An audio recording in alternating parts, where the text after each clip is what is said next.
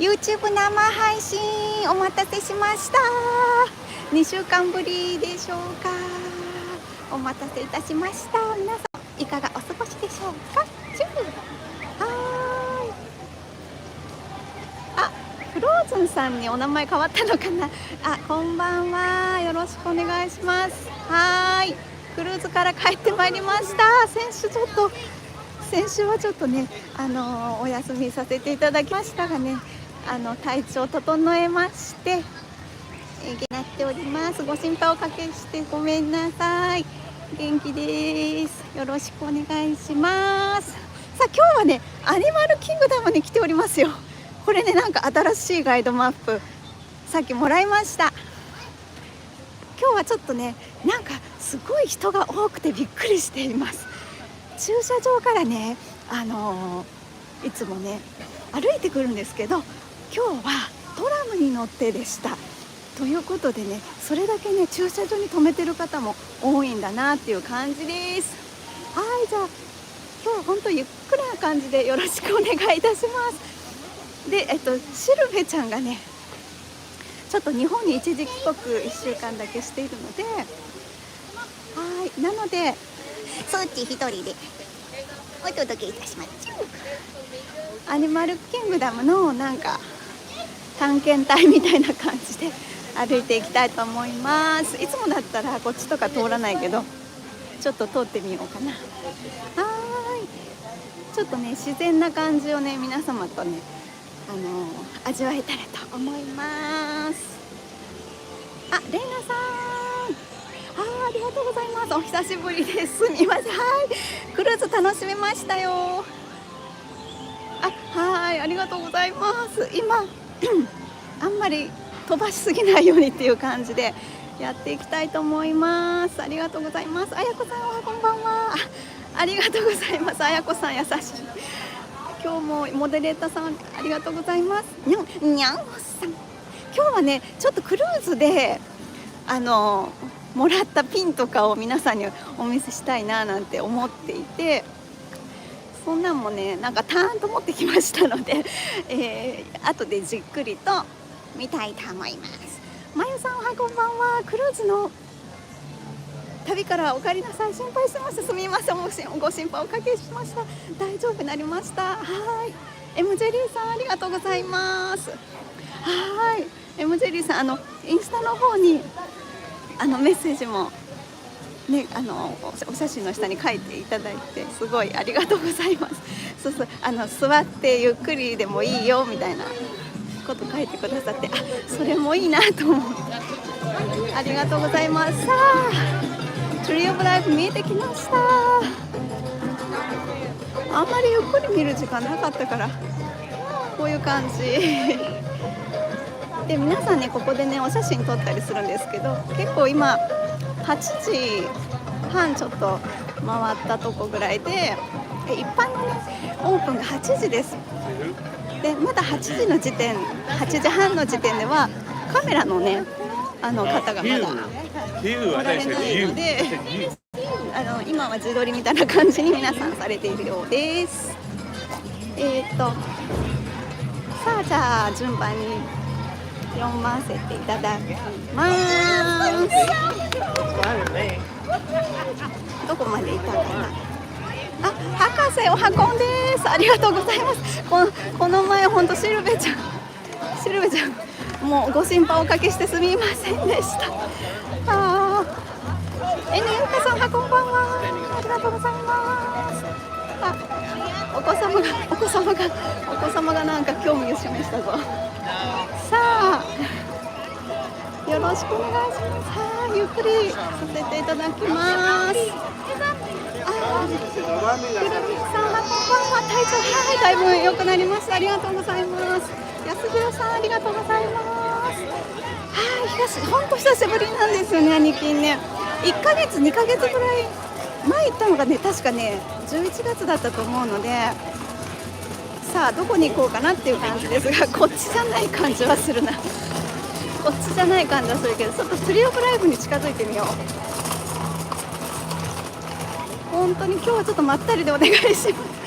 帰海賊チーさんはこんばんは。はい、大丈夫です。今週はのんびりありがとうございます。とりあえずでもサファリ行っちゃおうかな。サファリかなんか行っちゃおうかな。せっかくなので。でもさっき見たら20分待ちだったな。どうしようかな。マウイさん、おはこんです。おはこん。はい。皆様本当にねご心配おかけしました。トンチミニさんだ。わあ、トンチミニさん。わあ、お久しぶり。嬉しいよ。おはこんばんや。書いてくださって嬉しい。今日のライブからまた皆様と一緒。やったー。トンチミニさんね、いろんなことがね、あるけれども、すごいいつもね笑顔が素敵なトンチミニさん、なんか素敵だなと思います。よろしくお願いします。上手に言えなくてなんかごめんなさい。こんな感じだな。9時半、ナビリザバージャーニーとかはもう55分だし、サファリに行こう。やっぱりアフリカどっちだ。アフリカこっち。さてどこまで行ったかな。いつもわからなくなる。よしぼーっとしているとわからなくなる。マミさんはこんばんは。ありがとうございます。はい、大丈夫です。本当いつもありがとうございます。ゼリーさんはこんばんは。ただいま帰りました。ツンツンも今日来てますのでね、ちゃんと呼びたいと思います。で今ね左端にちらっと見えてるんですけど、右端かな皆さん。いや左端か。さっき見えてた黄色いものはね、シンバのポップコーンバケットまだ売っております。大丈夫ですよ。テレビママさん、こんばんは。よろしくお願いします。わい。さあ20分で行けるかな。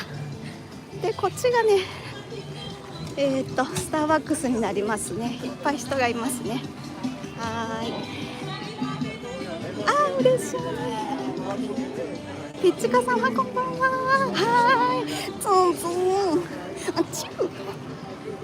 ツンツンありがとうございます。にゃんさん、そちさんのお声が聞けて嬉しい。ありがとうございます。明日そちらでちゃんといたします。よろしくお願いします。ジャックさん、こんばんミッキー。関東は雪が降るほど寒いです。そう関東も関西もね寒いってね教えてくださいましたね。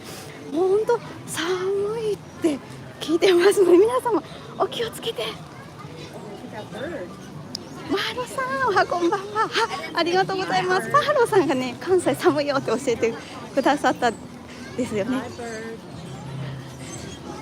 寒いの本当皆さん気をつけてください。タスカーハウス見えてきたね。タスカーハウスはめぐみさんがねこちらでねサーバーさんをねなさっておられてね、タスカーハウスといえばめぐみさんっていうね日本人のキャストの方がおられるところです。今日初めての方のためにここねキャラクターグリーティングができるキャラクターダイニングになってます。でこれを過ぎるとキリマンジャロサファリなんですけど20分待ちだといいな。Good morning。さあどこ。よしまだ20分かな。30分経ってない。よし行こう。それでこそ喋っとこう。ちょっと待って、25分になってる。行っていいですか。大丈夫。それともお散歩したいですか。どっちがいいかな。ちょっとこんばんは。せっかくだから待とうかな。スタンドバイかな。もし長すぎたりしたら途中でやめよう。待ち時間長すぎたらやめよう。とりあえず並んでみよう。どこまで行ったかな。後でねちょっとね座ってちょっとクイックサービスささっと買ってちょっとカレーが食べたいのでね、それがアジアのとこにあったと思うので、声大丈夫ですか？なんか一人だからちょっとこそこそ喋ってるんですけど、皆さん聞こえてますか？ちょっとねソフトボイスでやっております。でまだ読めてない方ちょっとお待ちくださいね。多分ね一人でブツブツ言って変な人だなって、すごいわこれは。これ大丈夫かな？ツンツンちょっと大変かも。もしなんかもうすごいってなったらやめましょう。でもなんか戻れない感じがするな。ソフトボイス聞こえてますか？ありがとうございます。よかった。なんかねやっぱ旅行者の方がすごい多い感じ。あと団体さんがね今回多い感じがして、なんかお揃いのねリュックとかお揃いの服を着た人とかがいましたね。さあじゃあねやっと今読ませていただけるので、どこまでいったかな。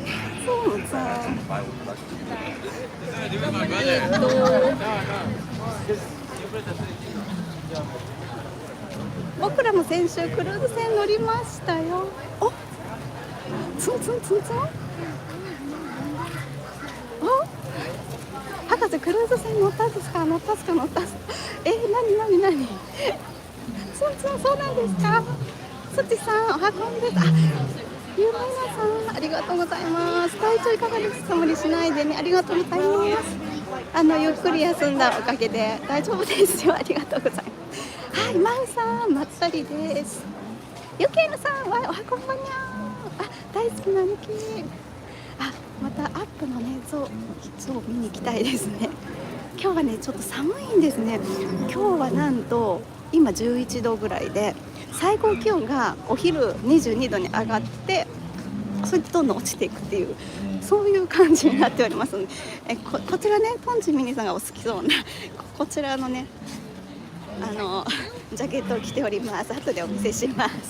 ツン絶対トンチミニさんお好きなやつでいやではい乗っちゃいましょう。いえどこまで行ったかな。ちょっと待ってくださいよ。どこまで行ったかな。こそ喋っております。よいしょ。どこまで行ったかな。ツンと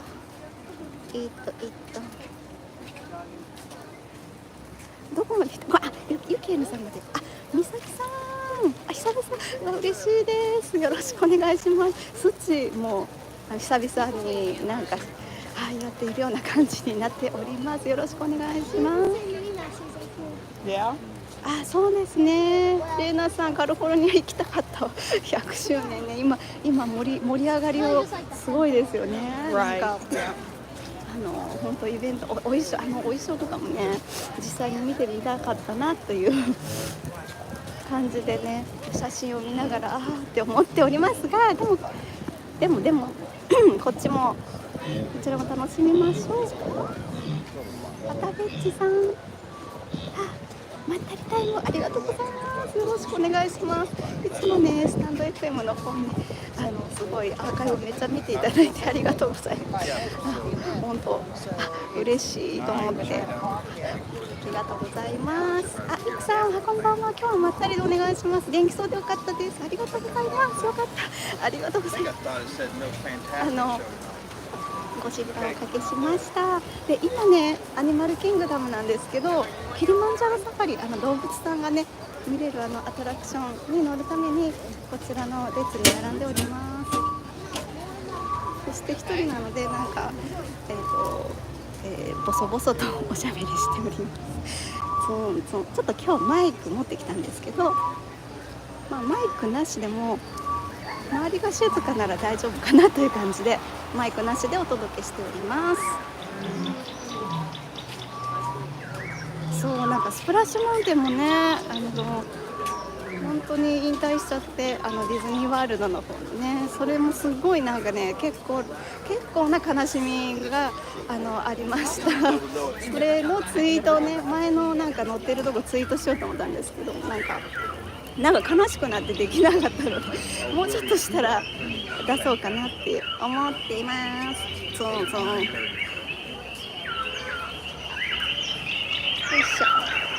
ロミさん、おはこんです。よろしくお願いします。あらさん、チャオチャオ。チャオチャオ。さあ、こんなとこまで来ちゃったよ。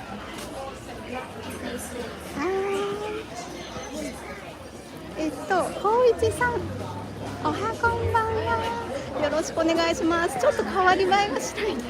こういった景色なんですけど、でもなんか自然な感じで、自然パワーを皆さん味わってください。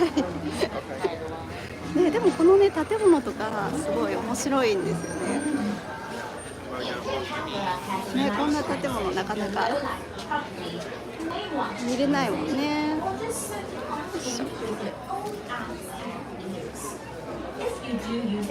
みつばちょうちょうさん、おはこんばんは。はい、本当皆さんお優しい。はい、のんびり行きます。行かせていただきます。よろしくお願いします。はい、マイク君。はい、すちちゃん。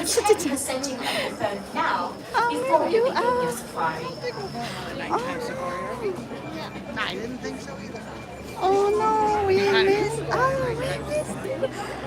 Oh, we are so sorry. Oh no. ごめんなさい。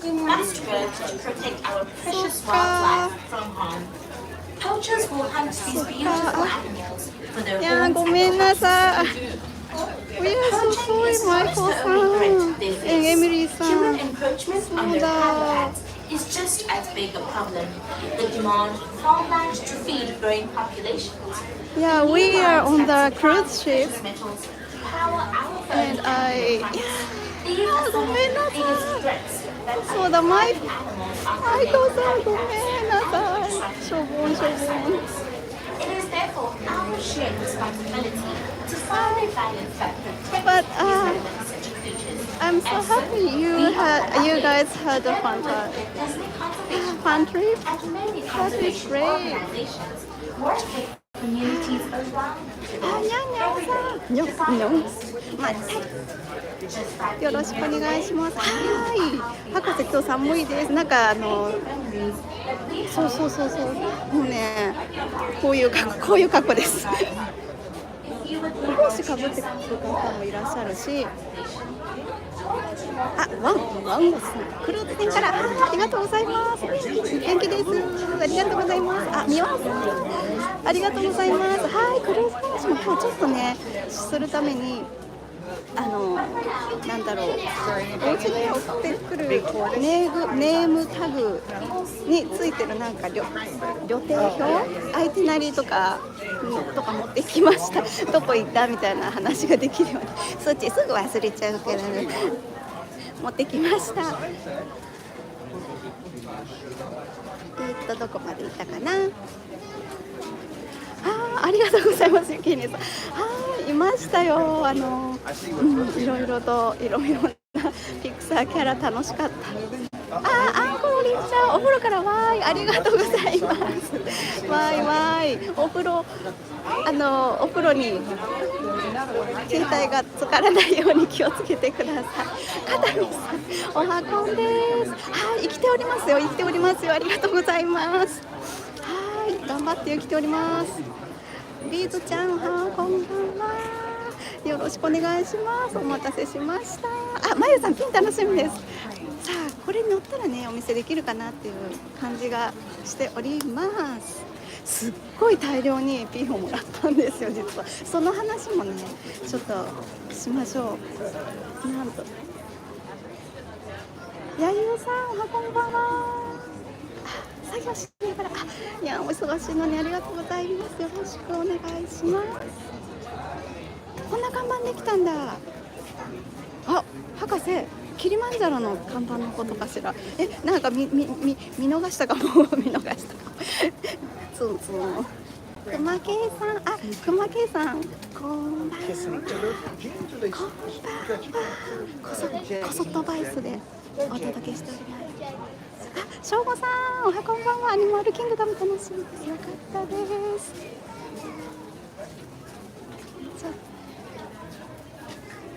ちょっとね、今日はね寒いから動物さんがねいっぱい出てきてるんじゃないかなと期待をしていますが、普通にリスがいるよ。ここに普通にリスがいるよ。これはねどこにでもいるリスだな。でこんなねこんな天井だよ。面白いですよ。どこまでいたかな。なんかねキョロキョロしてたらまたわからなくなっちゃった。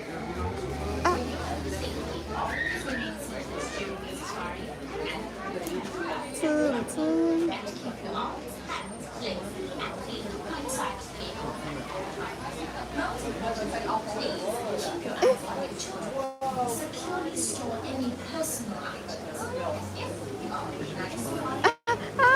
コジミニさんありがとうございます。ありがとうございます。カエドナさん、はじめまして。ありがとうございます。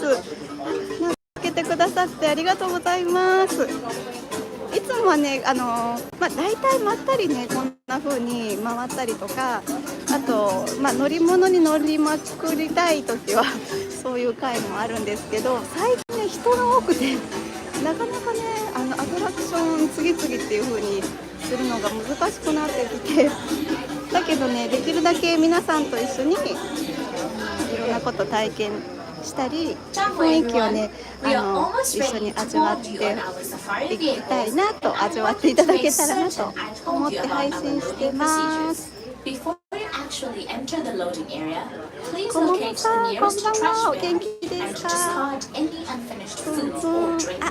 国王様、マリさん、国王様、お久しぶりです。嬉しい。こんばんは。クルーズに、テレビママさんと博士、ちょっとそのお話聞かせてください。久しぶりの生配信ずっと見ていたいですが、現場は早朝からランドでやってなくて、はい大丈夫です。楽しみいらっしゃったんですね。お疲れ様です。海賊金さん、わざわざなんかお疲れのところお越しいただいて、なんか帰って悪いような、ありがとうございます。のんびり行きましょう。こんばんは。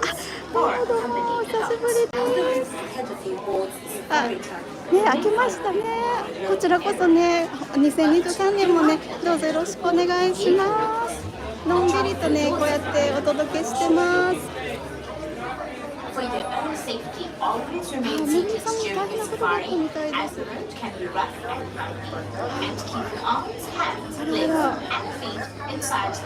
大丈夫かしら、お元気かしら。ね、かなえさん、はじめまして、こんばんは。見つけてくださってありがとうございます。まったりとね、今日は行きたいと思います。今日はアニマルキングダムからお届けしています。乗り場が見えてきたので、なんかそんな悪くないんじゃないかなっていう並び状況と思います。安吉さん、キリマンジャロサファリ楽しみ。嬉しい。安吉さん、もうすぐですよ。もうちょっとお待ちくださいね。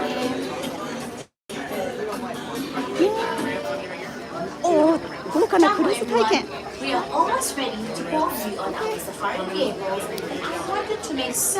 いいね。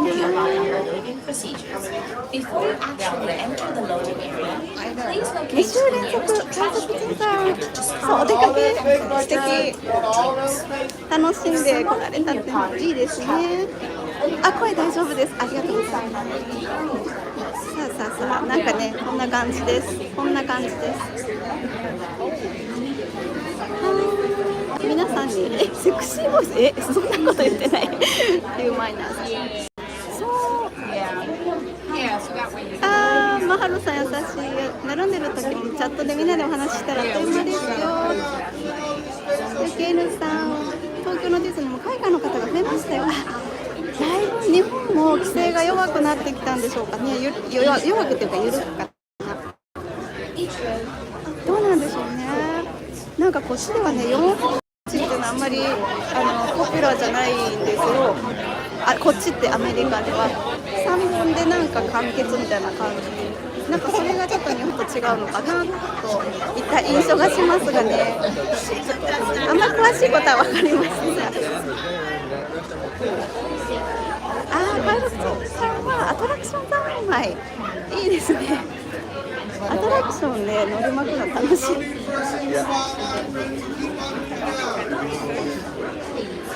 さあ、2万歩めっちゃいいですね。おやすみなさい。旧正月ということもあり、アジア系の方が多くいらっしゃいますよね。お父様そうなんですね。バルサン国にもおられますかね。おっとっとっと。はい、とても疲れすぎないようにね。コロリンさんありがとうございます。はい、あんまり飛ばしすぎないようにします。スッチさんのアウトどんなんかな楽しみ。後でお見せします。このチミニーさん、多分ね見たことあるってなるかもしれません。はい、一人で喋ってちょっと人の目が気になります。ソフトボイスでお届けしております。このもさ、今日は3日間雪が降って少し止まった。わー、寒そうだ。なんかしんしんとくる寒さですよね、日本の寒さって。底冷えする寒さ。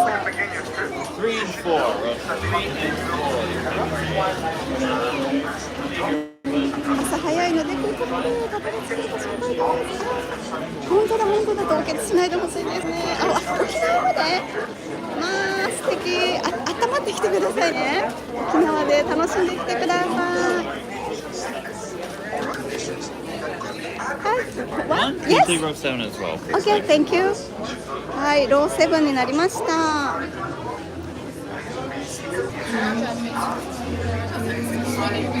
楽しんできてください。ちょっと皆さん、これだったらいいかな。映しても大丈夫そうかな。こんな感じの乗り場になってます。お顔映らないように気をつけてます。上映そう。Para su seguridad, permanezcan sentados y mantengan las manos, pies y piernas dentro del vehículo. Cuiden a sus niños. Gracias. ね、お初の方々一緒によろしくお願いします。ラッキーなことにね、端っこになれた。大丈夫だよ。最近ね、相乗りが多いから心配してたんですけど大丈夫です。ね、くるみさん、本当ね、こうもさんね、いいですよね、沖縄ね。ゆいこけいさん、おはこんです。木の縁のところに書いてくださってありがとうございます。名前ね、知らなかったからすごいためになりました。ちょっといいねしか押せてなくてごめんなさい。めっちゃ昨日ね、なんか寝ながらこういう感じでセブン K さん、7K さんかな。こんばんは。いやー、素敵。桜を見てきます。桜が見れるんですね。レイナさん、100周年もいいですが、どうやった方が私にとって大事ですよね。YouTube とか見てもね、言ってたので、ディズニーワールドのアットホーム感を感じます。なるほど。ちょっと坊や待ってね。待ってくださいね。モラリス。さっき言いましたね。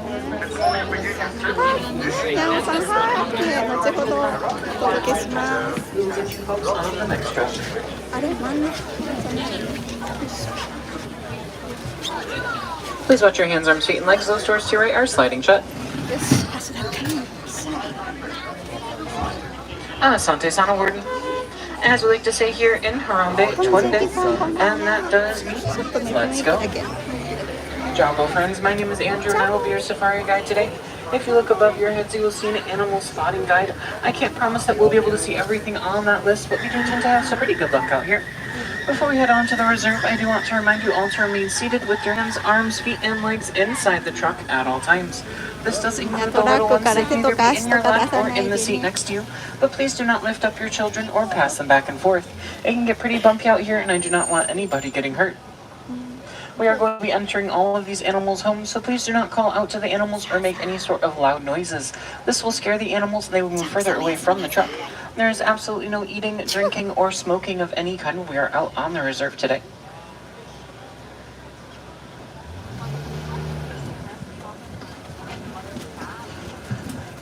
Right now we are headed into the Little Ituri Forest. The Little Ituri Forest is home to a few of our animal friends who are a little bit more on the shyer side, so sometimes they are a little bit harder to spot. ひでじんさん、こんばんは。さあさあいるかな。 Over on our right, it does look like there is an okapi. A lot of people think that the okapi is a relative of the zebra because of its striped legs, but they are actually a relative of the giraffe. They have a similar skull shape as well as long prehensile tongues that they use to rip leaves off of branches. キリンさんの種 The okapi was only discovered back in the early 1900s, so we've only known of their existence for around the last 100 years or so. すごい可愛い癒されるわ。そうですね。ゆいのドルさんこんばんは。ちょっとねソフトボイスです。お届けしております。Coming up on our left, it looks like there is a black rhino.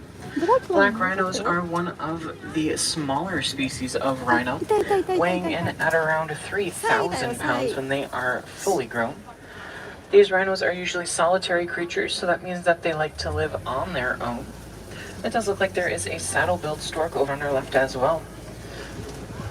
Saddle-billed stork get their name from the yellow spot on the top of their bill that kind of looks like a saddle. And they do not have any vocal cords, so instead how they communicate is by rattling their bills together. どこまで行ったかしら。なんかわからなくなってきた。ちょっと待って。 Coming up on our left, it does look like there are a few bongo. Bongo are so rarely seen out in the wild that they've earned themselves the nickname the ghost of the forest. Both males and females have horns, so one way to tell them apart is the males will have a little bit of a darker fur coat than the females. どれかな。ボンゴはね、ボンゴこれだよ。これ。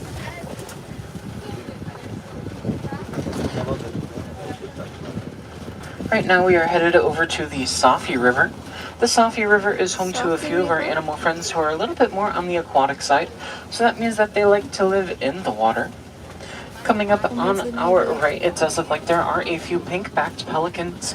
Pink-backed pelicans get their name from the pink color that they turn during mating season. These birds are colonial nesters, so that means that they like to nest in groups. These specific birds will nest in groups of about 20 to 500 pairs out in the wild.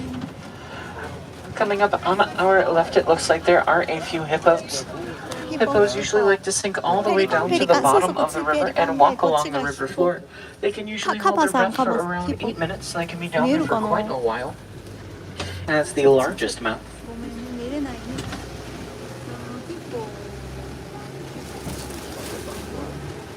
なんか見えないんで。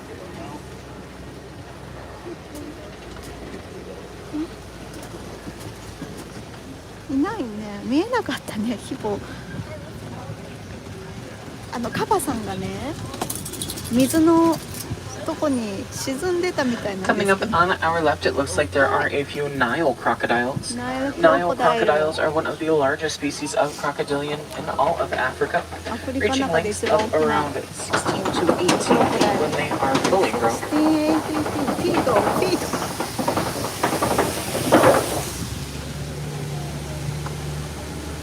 とにかくめっちゃでかいワニがここにいるの。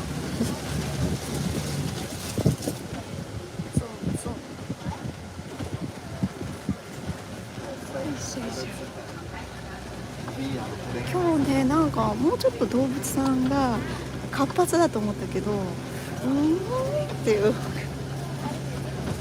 全然オカピ可愛かったね。そう僕も Coming up on our right is a pretty cool looking tree. This is called a baobab tree. It's also known as an upside down tree. It gets that nickname because for about 9 months out of the year, they do not have any leaves on their branches, so it looks like they are growing upside down. そうだね。日本でも有名ですよね。なんか逆さまの木。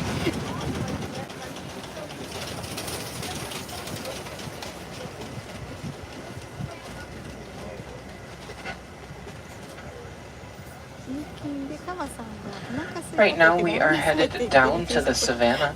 The savannah is home to a few of our animal friends who rely a little bit more on their speed for survival, so they need lots of big open areas in order to run.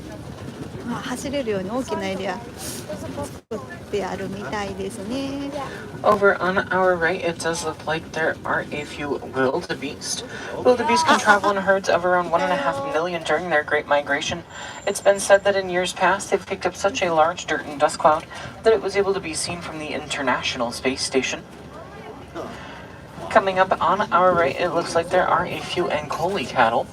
A lot of people think that their horns weigh a ton because they are so large, but the inside of their horns actually has a honeycomb-like structure, which makes them quite hollow.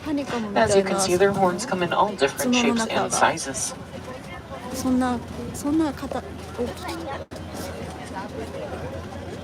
蜂の巣みたいななんかストラクチャーって構造になってるんだって。大きな角の中見てみたいけど、なんかね、そうなのか。なんかみんな詰まってるわけじゃないんだね。Coming up on our left, it looks like there are a few painted dogs. Painted dogs are one of the most successful hunters in the entire animal kingdom, with a success rate of around 90% when they go out on their hunts.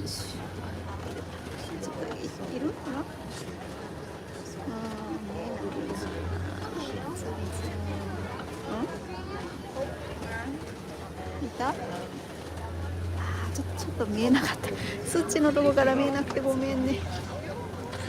Coming up on our left, it looks like there is an eland. Eland are the largest species of antelope here on the savannah, weighing in at around 2,000 pounds when they are fully grown. During mating season, male eland will put flowers and other foliage into their horns, making almost a flower crown in hopes of attracting a mate. On our left, there is another species of antelope. Those are sables. Sables are one of the fiercer species of antelope, known to occasionally fend off lions in the wild. なんかね、ちょっと角がね長くて立ってない、ちょっと寝た感じのね動物さんだったんだけど、あんまり普段見ない感じの子が見れたな今日。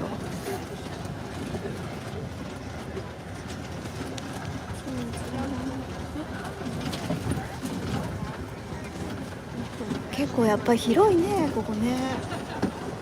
で次々とトラックっていうのかな、バンバンとか車が来てますね。寒い。めっちゃ今日風が冷たい。でも気持ちいいです。さて飲ませていただいてない方は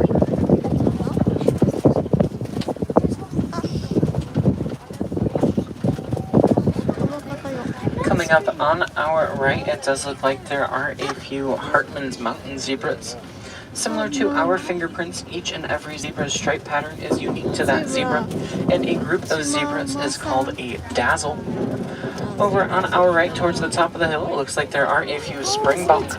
Springbok can leap about 6 feet high or about 13 feet forward from a standstill.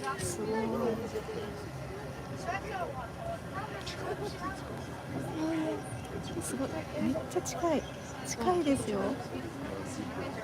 で奥にはシマウマ、キリンって言いましたっけ？違う、シマウマだった。Looks like there are a few giraffe making their way over this way. These are Maasai giraffe. Giraffe are the tallest land mammals on the planet, reaching heights of around 18 feet when they are fully こんに grown. ちは。こんにちは。 When giraffe are born, they are already around 6 feet tall, and a group of giraffes is called a tower. Giraffe only need about 30 minutes of sleep a day, and that 30 minutes does not need to be consecutive. So they will take a bunch of short power naps throughout the day, and that's all the sleep that they need. すごい、ほとんど寝てんのか。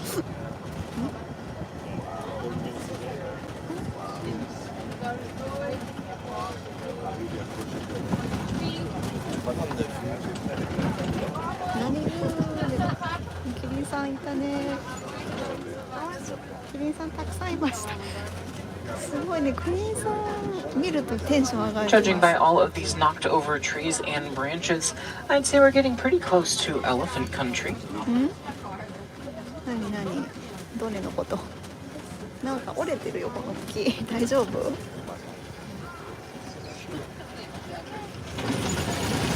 折れてる。 Over on our right, it looks like there is an African elephant. We know that that is an African elephant because its ears are shaped kind of like the continent of Africa.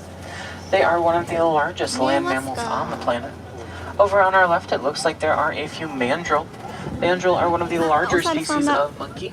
Whenever they feel any sort of deep emotion, the colors on their faces will brighten. あ、いや、右が見れるからいいことにしよう。ゾウさんを映そう。奥の方に、そうそう、奥の方に。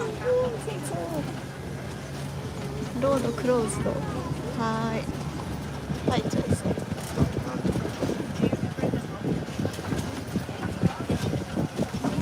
While we are on the lookout for more elephants, I'd like to tell you all a little bit about a conservation project that we've been working on here at Disney.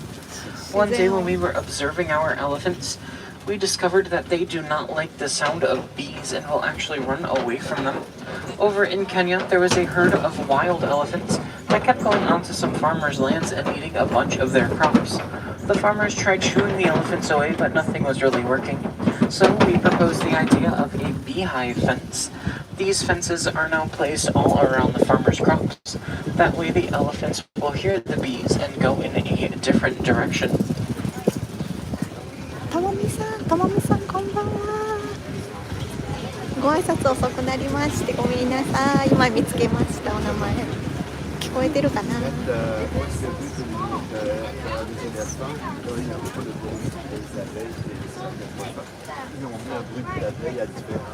よしくんさん、こんばんは。いらっしゃいませ。お名前。Way off in the distance, it does look like there is a herd of elephants. Elephant herds are matriarchal societies, so that means that the oldest female is the one who is in charge. She knows where all the best food is, where the best water is, and anything else that the elephants may need.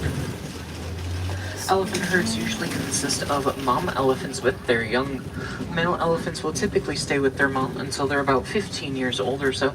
Then they will either head off on their own, or they've been known to form all-male herds called bachelor herds. 今ね、ゾウさんいないですよね。ゾウがいるはずなんですけど、見えない。あ、ここも食べた。いないね。いないな。もうね、左にいるはずなんですけどね。あ、なんかちょっとワイルド。すごいよ。すごい。おー。そして左側にね。 Coming up on our left, it looks like there are a few flamingos. These are greater flamingos. They are the largest species of flamingo. They are also the lightest shade of pink. It does take them about 2 full years to reach that light pink color. So if you look closely, there are a few that are still a little bit gray. These ones are baby flamingos. グレーはベイビーの赤ちゃんフラミンゴ。ピンクになる食べ物がピンク色だからね。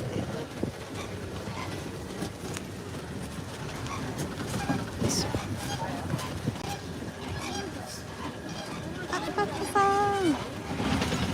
こんばんは。よろしくお願いします。皆ささん、名前は見たかしら。なんか抜けてる。あ、こっち。あ、エレファントいたけども、めっちゃ奥に見えた。さ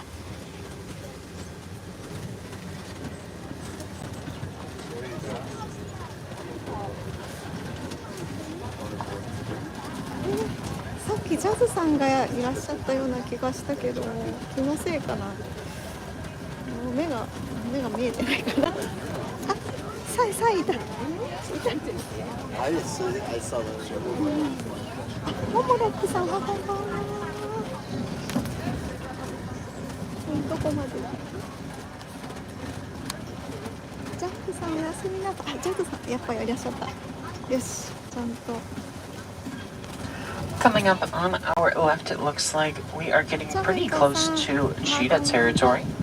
Cheetahs are the fastest land mammals, and they are the largest species of cat with the ability to purr. いない。ここチーターがいるんだけど、いない。ごめんね、ここねチーターいるはずなんだけどいないんだよ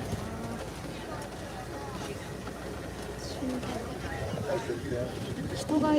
人がいた。It's human 人がいました。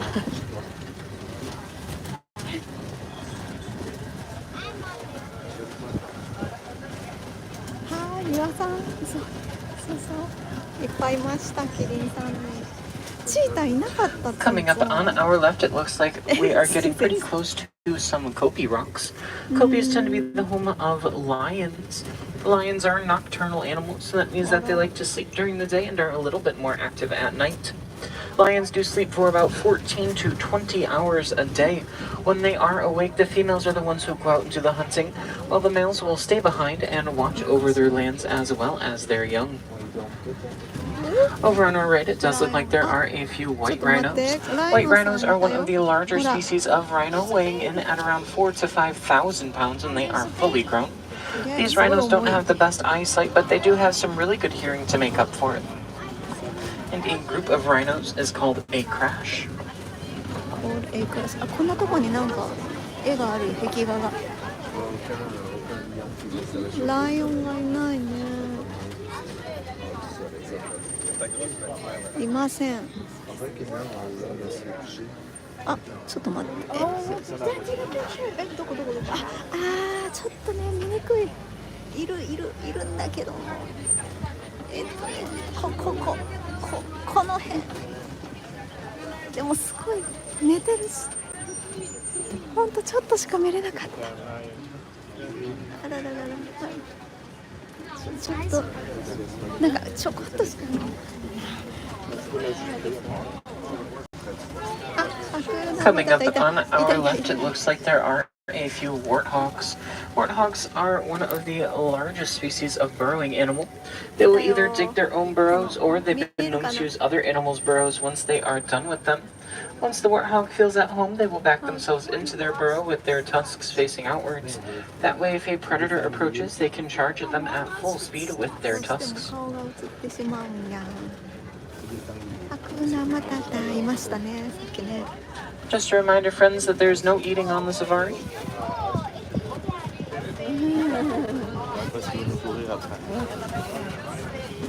あ、近い。結構近い。赤ちゃんいるよ。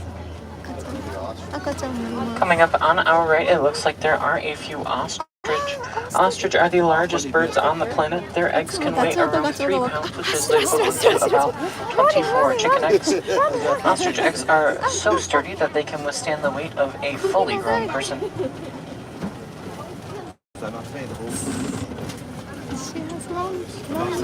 I can stand up.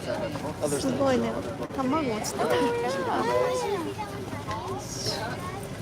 6 are gonna hurt. よかった。ダチョウ。 Quickly count. そうか。ダチョウだ。ガチョウどっち？ガチョウだ。いや。Right now we are entering the warden's post. The warden looks after all of the animals here on the reserve, making sure that they are happy and healthy. It does look like they have a few Nigerian dwarf goats with them today. はい。 These goats may be small, but they are pretty valuable over in Africa. 家 Lots 畜 of villages will use them for their sweet milk as well as for the cheeses that they can produce with their milk. ミルクとか取るんだ。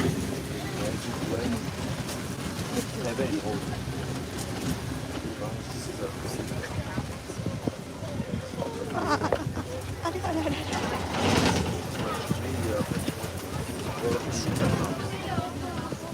なんか今見え Here た at ような Animal Kingdom, we really like conservation, and one way that you can help with conservation even from the comfort of your own home is just by simply recycling. The more that we are able to reuse, the less we have to pull from nature, and the more that we are able to help protect these animals in their natural habitats. If you're looking for ways to help out with conservation while you're here at Animal Kingdom today, one great way to do that is by rounding up any of your purchases to the nearest dollar. All of that money goes right to the Disney Conservation Fund. The Disney Conservation Fund helps protect a lot of the animals that we saw here today, like the elephants as well as the rhinos. The Conservation Fund also helps fund projects like the Beehive Fence project that is actively saving elephants' lives as we speak over in Africa. いやー楽しい乗り物だなこれ。本当にね、キリマンジャロサファロだってサファリ。僕最高ですよ。ツンツンツンツン。僕本当嘘？ツンツン。こちら。僕新しいお洋服なんだよ。ほらほら。あれこれ竹かな？竹かな？ね、竹っぽいね、これね。なんかこれもうちの庭に昔日本の庭にあったような。Here in Harambe, we don't like to say goodbye. It's much too sad and far too final. So instead, we like to say Kwaherini, which means to go well. I hope you all go well, go wild, and have a wonderful rest of your day here at Disney's Animal Kingdom. ケチャッピピンポンピンポン皆さんみんなお分かり。 Please watch your hands, arms, feet, and legs. Those doors right are. Have a great day, friends. Thank you.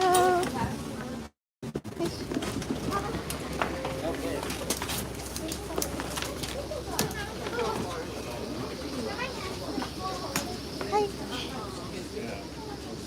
さて、Thank you. すごい落ち着いた感じのねキャストさんですごい楽しかった。ありがとう。Thank you. ケチャッピ坊やでしょ。ピンポン。僕ケチャッピです。僕お腹が空きました。あ、写真の方ここにいらっしゃる。あ、撮ってもらおうかな。撮ってもらうのもいいかも。撮ってもらおう。見て見て、このね、これで撮ってもらえる。あ、すごい、中にさ、中に角があるの知らなかった。Hello, hi, could you take some picture for me? Yeah, of course. Perfect. Thank you. あれれれ。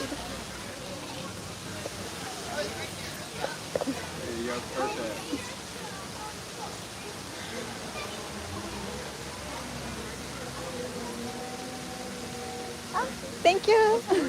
はい、こっち。あ、ですね。はい、お写真撮ってもらいました。ここなんだろう。これゴリラさんのとこかしら。あ、安弘さん。あ、くるみんさん、ここ私もここで撮れましたよ。いいですね、いいですね。安弘さんありがとうございます。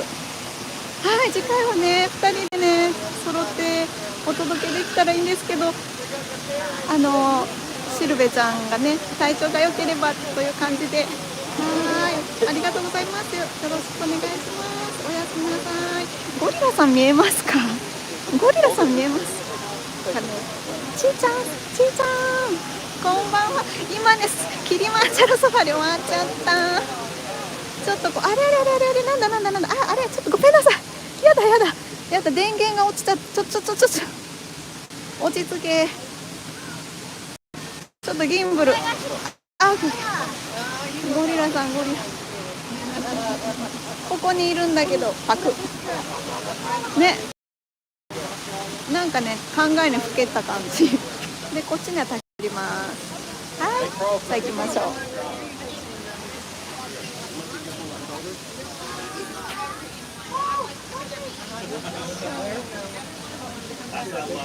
はい、こんばんは。アロハアロハアロハ。さあ、じゃあこっち行きましょう。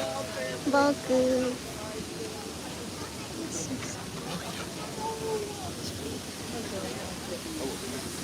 これなんだって。すごいね。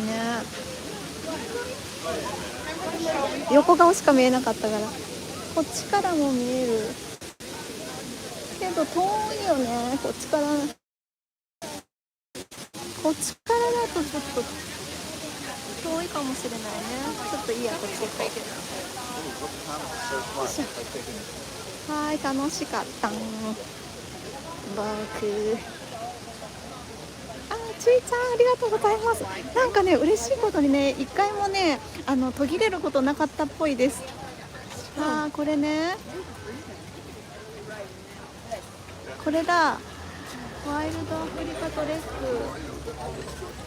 そう、これがあやこさんが経験された分ですよね、多分ね。こうやってみんなワニさんのとことか行ったりとかね、ここに登ったり、これあやこさん、これね、すごいね。これ楽しそうだね。いつかやってみたい。こんな近くで見れるんだ。これはいいカメラいるなあ、これサファリキャンプだって。今日見えてたとこですね。なんかね、車の中じゃなくて歩いて行けるっていうのがいいですね。そういえば昨日マーベルストアでアントマンのキーホルダー買いました。いいなあ、レイナさん。アントマンいいよね。アントマン。あやこさん楽しいですよ。いいなあ、トレックね。ここお土産屋さんだ。今日はフロリダのインフルエンサーがみんなアナハイムに行っているからでは。そうですね、皆さんね、そう100周年の方に行ってますからね。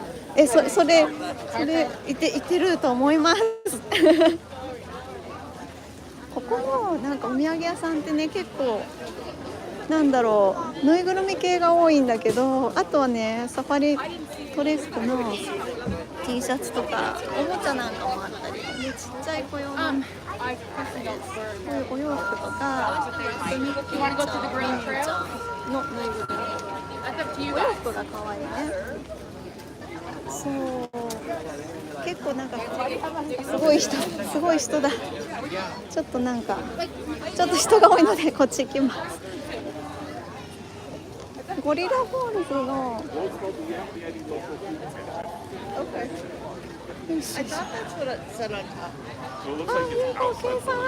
来週3年ぶりの TDR インなので今から企画してます。イエイイエイイエイ、楽しそう。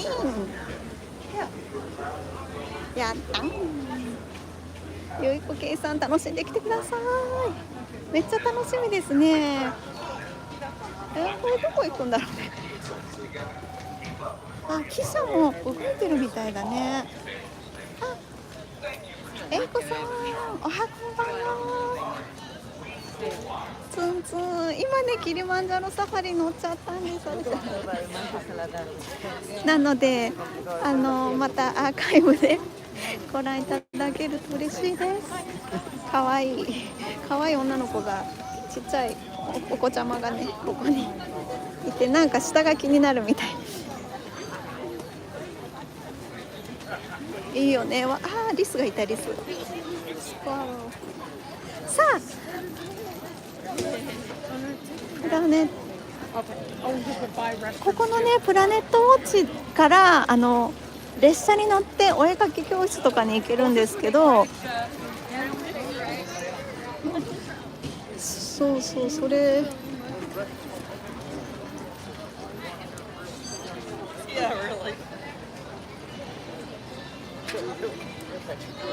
でも行っちゃうとなかなか帰ってこれるのが難しいから、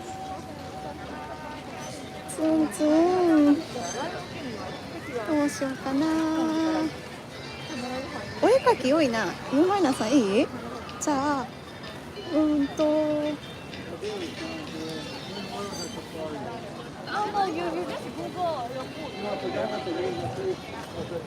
Hi. Hi. Do you have drawing class? Yes. At the conservation station. Yes. Do you know what time? Every 5 minutes a train comes around. Okay. 5 minutes? Okay. Okay. Thank you. 行ってみよう。お絵描き教室。ちょっとお絵描き教室が何時からかっていうのを聞きたかったんです。そういう意味じゃない？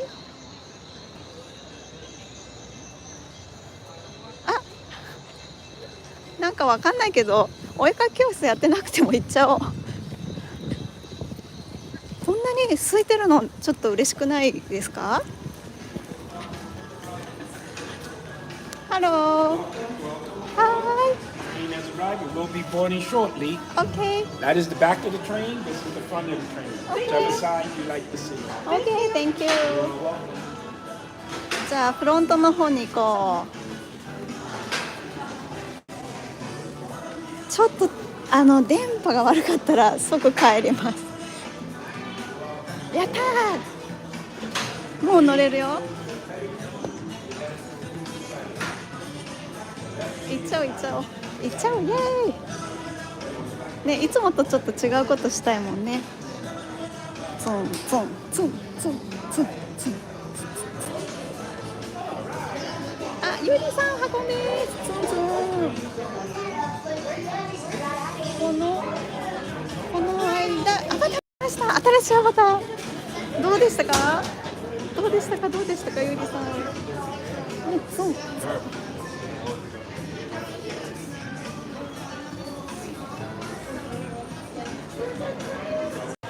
トンチミニさん記者、そっか乗れなかったんですね。でもなんかやること多すぎて乗ってる場合じゃないみたいなこともありますよね。これ言ったらあれに間に合わないみたいな。よし、さ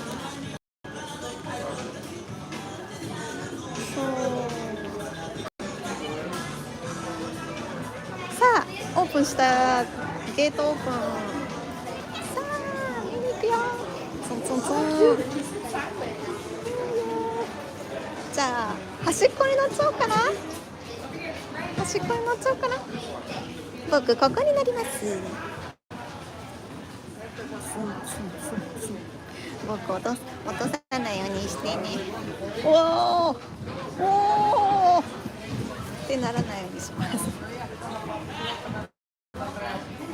よし、この電車面白くてね、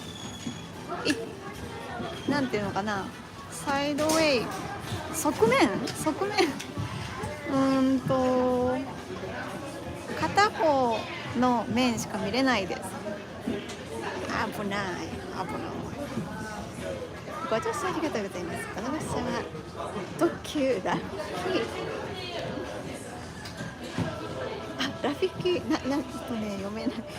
なんとか大行きです。博士。ピクメントさん、こんばんは。ツンツン。ようやく米できるゆずきさん、お忙しかったですか？歩いてたのかな。土が吐く。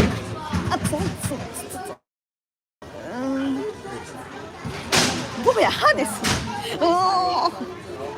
ブシャー。僕も書きます。でもやってんのかな。時間わかんないで来ちゃったんですけど。この先でラッキーと写真を撮りました。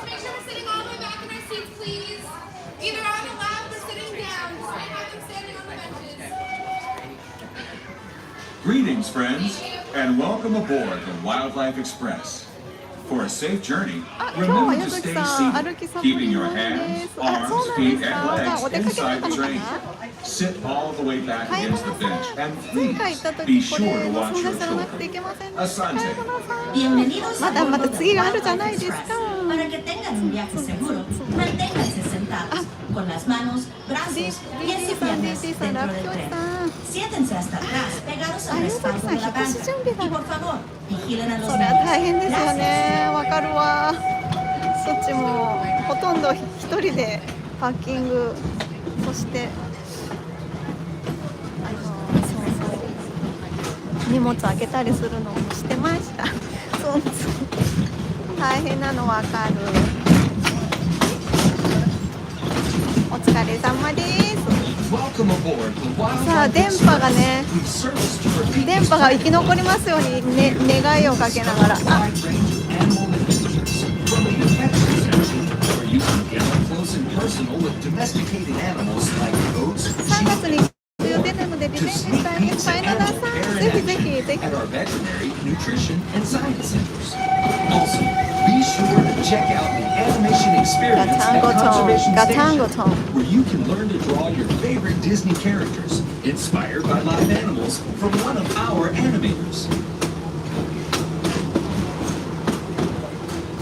The tradition of animals and animation reaches all the way back to Walt Disney himself and his long-standing passion for conservation. He believed it was important to I protect still our haven't wildlife and been preserve on our the natural this world. train. This sense of motivation shaped his Michael legacy san, from next animation to time. conservation to the very adventures This is we really offer fun. here at Disney's Animal Kingdom each and every day. そう、ここに動物さんがいるよね。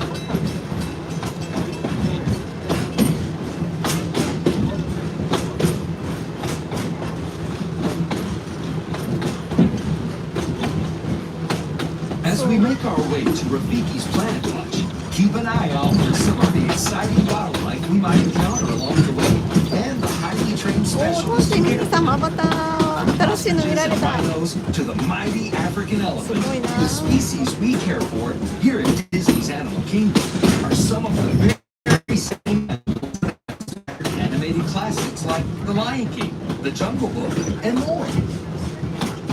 なんか動物っぽい香りがしますよ。動物っぽい香りが。香り。あ、チータ、こんなところに、チータ。おお、チータ、こんなのが。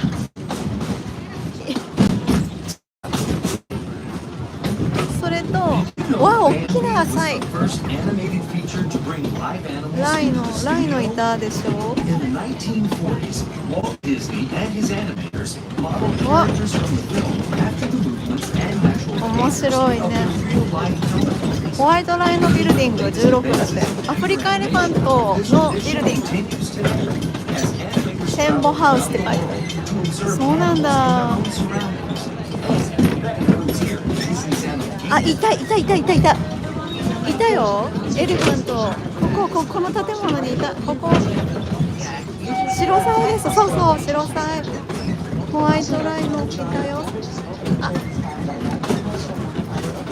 いやー、なんかいい感じで電車に乗れてよかった。これすごい混んでる時、すごい混んでるんで。 at Rafiki's Planet Watch. For your safety and the safety of those around you, please sit all the way back against the bench and avoid leaning out toward the rail. Remain seated until the train 僕何を書こうかな。僕の似顔絵描こうかな。 as you exit. 着きました。 And explore.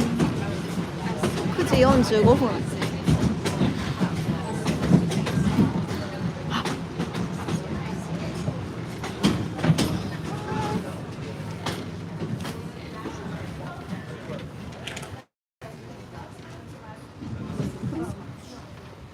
着いた。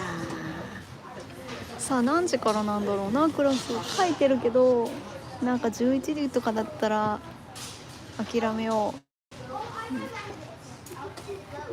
う。10時っていうの文字が見えるような気がするけど、ちょっと目が悪くなったから見えない。10時だったらめちゃくちゃいいんだけどな。Thank you。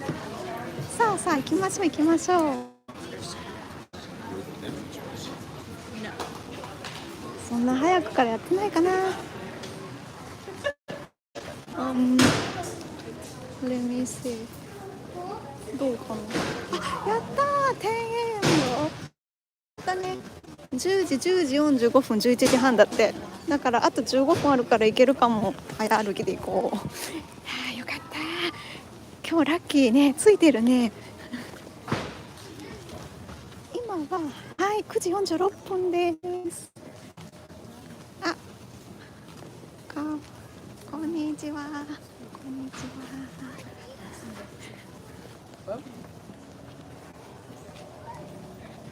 メグブルーノさんだ。こんばんは。電波が怪しくなってきた。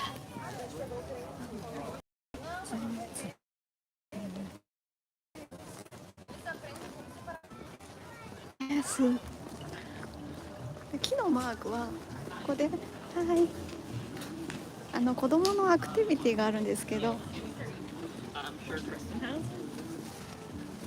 なんかセンターみたいなところがアニマルキングダムに何か所もあって、そこで動物さんのこととか自然のことを学ぶみたいな、そういうなんかアトラクションじゃないんですけど、アクティビティがあります。もちろんね、無料なので、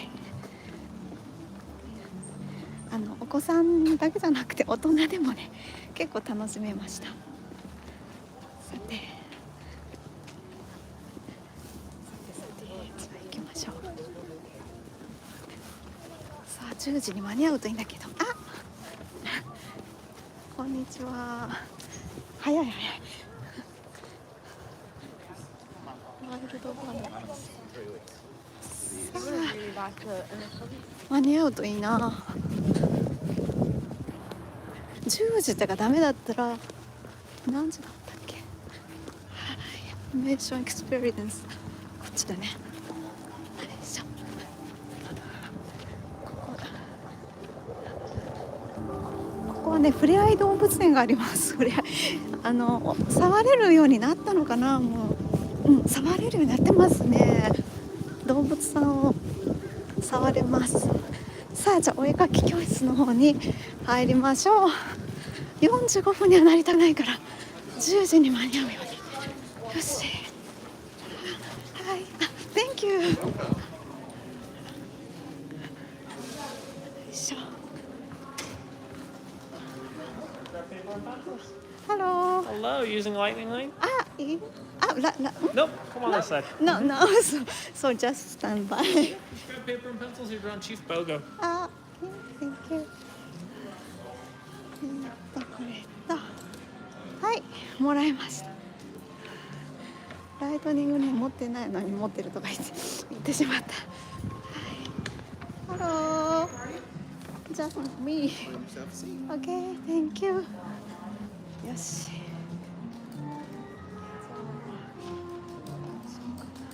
ちょっと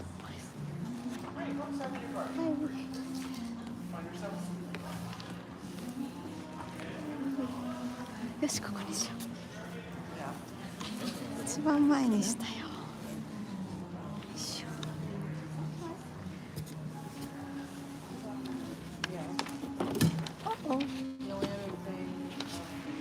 ちょっとこの2つを占領しよう。難しそう。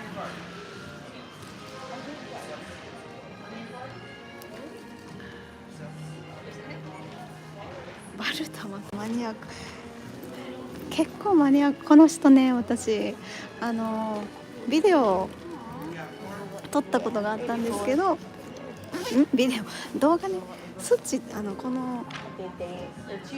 のアクティビティとかこのアトラクションの動画をね作ったんですけど、その時のアニメーターさんですね。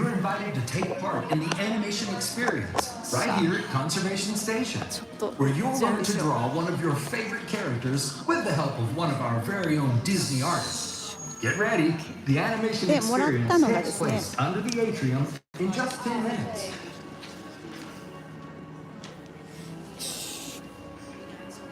こういう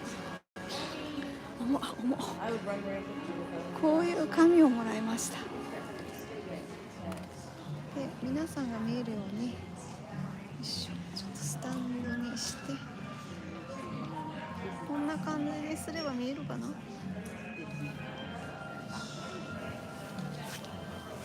どうですか？これで見えそう？これでやりましょうか。そう今回すごいマニアックな、さっき柚崎さん置いてくださったんであんまりちょっとよくわからない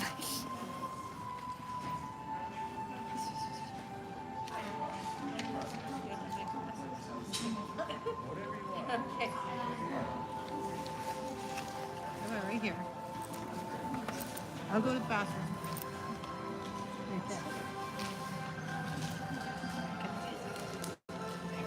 This one.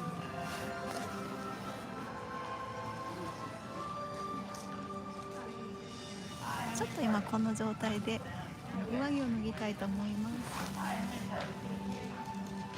That was the one you pointed out.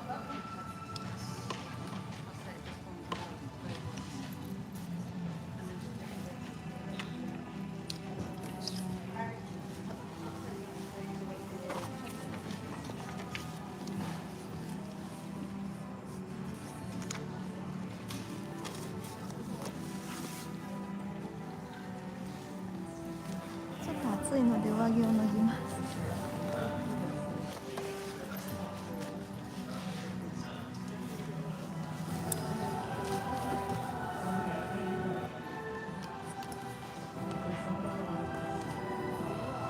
このアクティビティは10時が一番のクラスになってます。お絵描きクラス。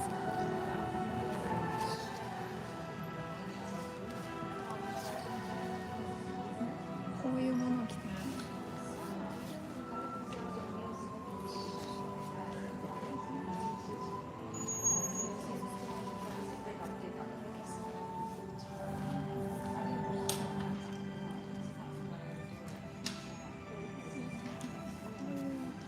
紙をもらいました。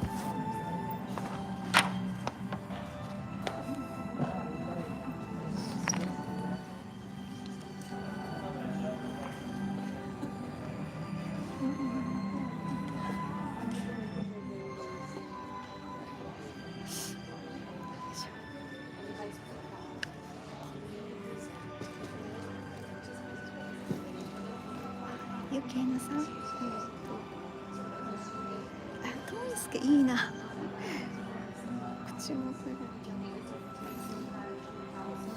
ゆきえなさん、それめっちゃ気になる。でもトンスケとかが良かったな。見て見て、こんなガイドラインが書いてあるんですよ。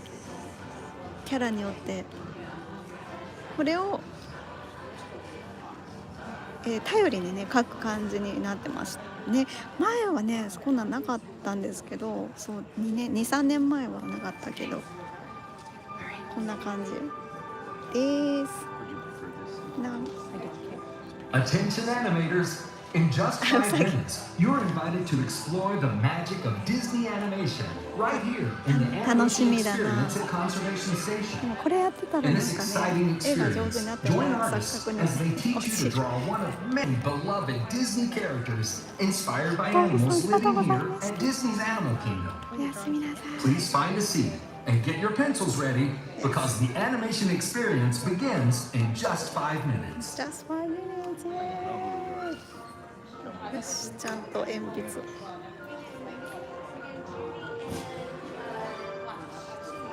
あ、紙持ってきたけど書ける。じゃあちょっとこれお見せしましょうか。このガイドライン。これを書けばいいかもしれません。どうですか？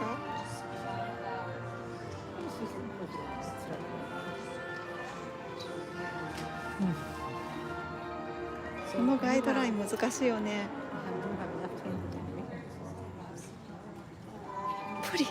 プリン本当だ、プリンみたい。ズートピアなんだ。これがうさぎが良かったな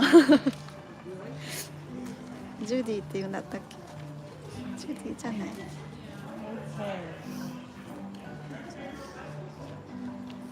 多分今日担当してくださる方は前の方と一緒かな。楽しみだな。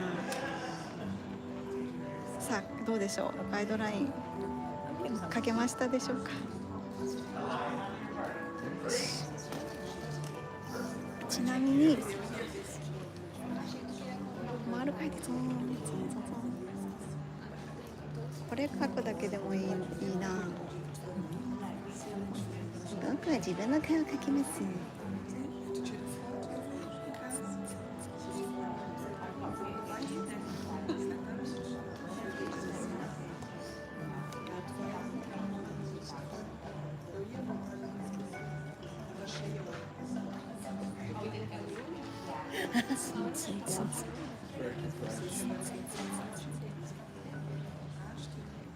いや、スチ上手じゃないですよ、今マイナさん。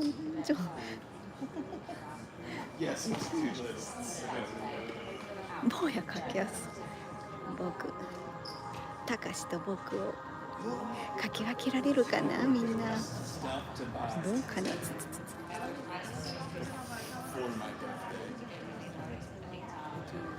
ああ、わかる、ゆけみさん。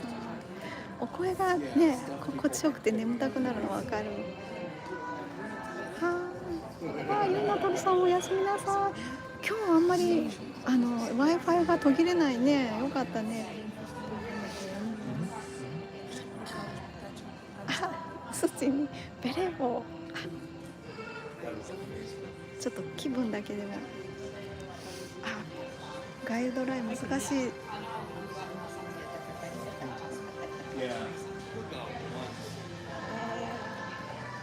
ちょっとじゃあもう一回お見せします。これを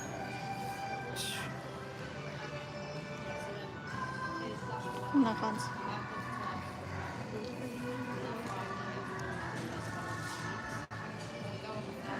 ねえ、なんかこんな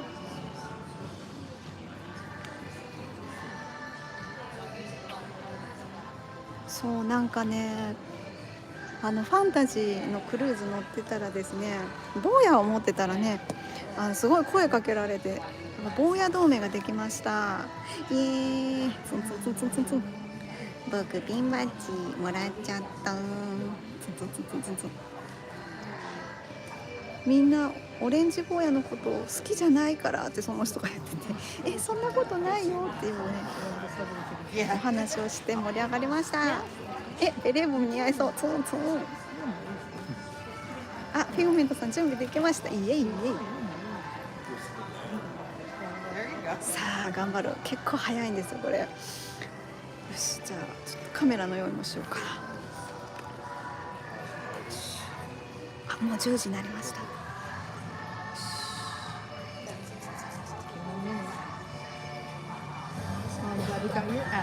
これでいいですか？これで大丈夫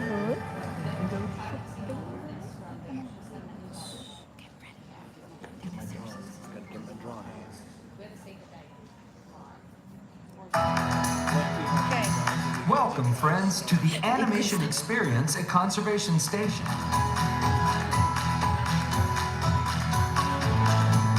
Since the 1930s, Disney animators have put their pencils to paper in service of the idea that the greatest inspiration often comes from the magic of nature.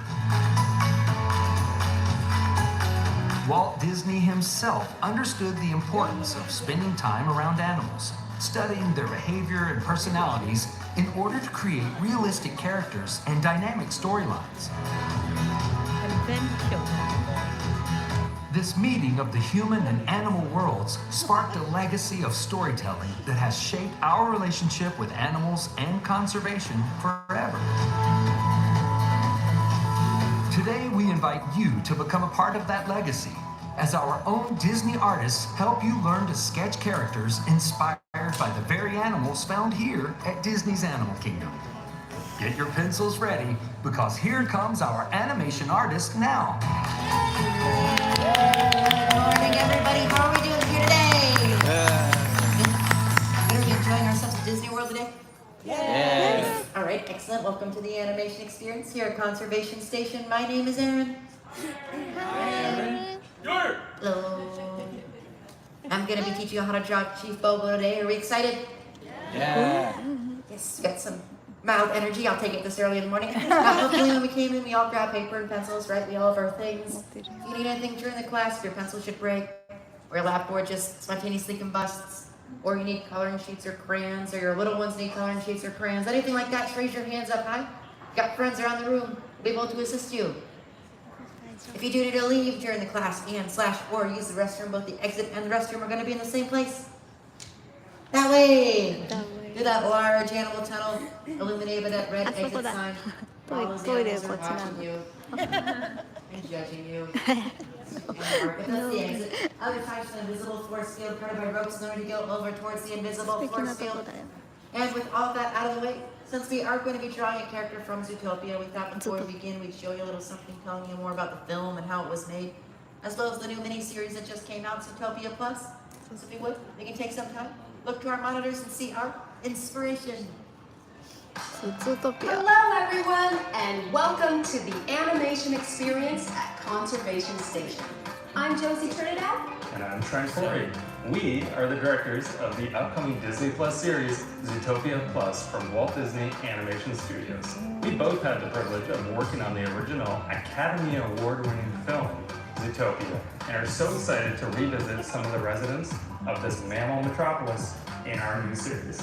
The original Zootopia introduced audiences to a unique world where species of all sizes live and thrive with a fun and memorable cast of characters. Zootopia Plus will dive into more of the stories of this incredible world, bringing back some familiar faces from the film, including fan favorite Flash the Sloth. That's right, and Disney animation is no stranger to Disney's Animal Kingdom. In fact, it wasn't that long ago that the Zootopia team was sitting right where you are today during the pre-production of the original film. In developing Zootopia, many of the artists, animators, and even the directors worked on the film visiting Disney's Animal Kingdom on a research trip to study the animals up close. This allowed them 制作の人がアニマルキング unique ダムに来て personalities of the っていうのを animals す in ご order い to bring them to life in the movie. Perhaps you've already visited the affection section here at Rafiki's Planet Watch. It was here that the artists observed and sketched the animals' movements, fur patterns, and behaviors. We may bring these characters to life through digital animation, but it always starts with hand-drawn story sketches, visual development art, and 2D animation tests to help us define their shapes, their personalities, and movements. And sometimes with the help of real-life animals inspiring us along the way. Have fun, and be sure to check out Zootopia Plus, streaming exclusively on Disney Plus. 密かに宣伝 Alright, are we all feeling pretty inspired now? Yeah. Has anyone been up to the petting yard already today? I mean, I know you just got up here recently. Anyone yet? No one yet? That's alright. If you do get the chance, you can go out there and pet some adorable critters. But for the meantime, though, we're going to go ahead. We're going to get ready. And we're going to draw. And if you look down at your paper, you can see we've got some guidelines on there for you already, using technology. You're welcome. Get this nice kind of trapezoid shape, warpy trapezoid, to help us out with the shape of his head. We're going to start with this slanty line going through it, because that's going to help us out with his mouth. Either end of his mouth is going to end up on either end of that line. But what I'm going to do to draw it is I'm going to start nice and light and sketchy, nice and gentle. We'll kind of do a little hill going up from one end. So we have a frown. It'll bend down going through the middle, and back up again, like a stretched out S-like shape. Giving him this big kind of pout. Just kind of sketch it out, feel it out, adjust it a little bit if I need to. Then if I'm feeling happy with how that line is looking, I'll go back over and darken in my favorite of those light sketchy lines. Which I'm doing this because I don't have a rubber thing at the end of my pencil. And you don't have a rubber thing at the end of your pencil. So a little way to kind of work around that is if we draw our lines and our shapes nice and light at first, kind of sketch them out, gives us a rough draft. Lets us see what they're going to look like before we commit to them too much. And the light lines we don't use kind of start to fade to the background of the drawing once you add the dark lines in. If you do make a dark line you don't like, you still have a few choices though. You can always be like Elsa and let it go. Or you could just wait until you find one of those rubber eraser things out in the wild somewhere. They do still exist. They do still work. So now that we have his kind of frown on there, he's frowning so hard it's going to push down the corner of his mouth on this side. So I'm going to put like a little wrinkle. So it's not going to touch this line, but it'll kind of hook right around it, like an arrow, just kind of disconnected from its line a little bit. So round corner of the mouth. Now we have that bendy arrow. And we're going to pull kind of his lower lip from on that line. So on the arrow, I'll pull down from it onto this blue line below. And use that to pull along for a moment before I pull up. And connect the other end of his frown. So there's this kind of lower lip sticking out. This powerful little pout he's got going on. As far as his top lip goes, that's also going to be his nose. Chief Bogo is a Cape buffalo, so he's a type of buffalo, and he's got a lot of cow and bull-like features going on. It's a very cow-like nose. And I'll start up at the top, not the top, the bottom of this top line here. That's going to be the top of his nose. Wherever you square the kind of little valley on the top of his nose is, because there's like a little dip up the top. It's going to pull up, do a little curve on the one side that kind of hits the end of the trapezoid. We'll do that curve on the other side a little bit bigger, kind of like the top of a slice of bread. In fact, it's going to pull down now and meet the mouth on either side, so it looks kind of quite a bit like a slice of bread. And I'll start to go back over and again, darken it in. Cape buffalo have a pretty good sense of smell, so they rely on the most because both their vision and their hearing aren't really the best. So their smell kind of helps make up for it. Go back over, darken those lines in. I'm also going to need to add in a nostril on either side, which are going to be round shapes, but not perfect circles, so don't worry about making any perfect circles. It's going to be kind of big and round. A little thinner on the other side because the right side of his face is turned away. Nice, just big round shape. Go back over. Adjust a little bit if I need to. It's okay if you make it a little messy on the inside because we can darken and shade the inside in. What y'all do, shading is a step you can always come back to later. If at any point you're still catching up, you don't have to do it. And if you do, just be sure to stay within those lines. Anything that comes out may look funny, but it's not. Just to make sure you're still awake. Is there anyone who's taking this class way too seriously already? It's okay, this is just a fun thing you're doing on vacation at Disney World. No one's gonna jump out of the bushes and hire you and fly out to California to work on the next big picture if your drawing's perfect at the end. That's February 30th, you missed it. Yeah. Feel free to throw your hands in the air and yell like you're on Everest if you want to. Yep. I'm just going to shade in the nose, make it more like a little piece of toast. It's a nice black nose. But seriously though, you actually passed the class already just by showing up, so congratulations, you all passed already. Great. You get bonus points for finishing the class and having fun. But, you know, it doesn't even have to be this drawing. If you end up drawing, you know, a pink flamingo and a unicorn dancing, that works too. Some dinosaurs riding Everest, whatever you want. As long as you're having fun and drawing something. I'm just teaching you how to draw this guy though. And the next thing I'm gonna do now that we've got his nose done, well, I guess I can go to the side of the nose and pull a line down towards the corner of his mouth, like a little extra wrinkle. On the other side, I can pull down from the side as well. The other side is going to disappear behind his lip. Extra grumpy little frown. And then we can work on his grumpy eyes, which are going to sit in between the top of our trapezoid and this line here. And like any proper, you know, animated cartoon boss, over half of his eyes are going to be his grumpy eyebrows. So I'll start actually by tracing a bit of this trapezoid here from the corner, about halfway down towards where that line would hit the edge. And then I'll have it hook in. So we're going to draw this big, thick muscle. It's going to be the one side of it. It's going to tilt down and give him his angry eyes going on. right before I hit that line marking the middle of his face, and making this picture less blurry because nobody wants that. I'll hook down from the other side of this muscle. And for the bottom of it, I'm not going to attach to either end, but I am going to do the same up and down, little tilt. Maybe go down a little further and hook kind of right next to the other side, just not connecting to it.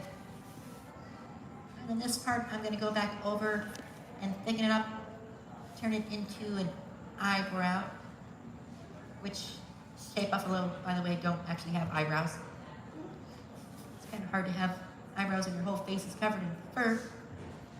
But we as people use our eyebrows to show facial expressions and our emotions on our faces quite a bit. Eyebrows are a key part of that.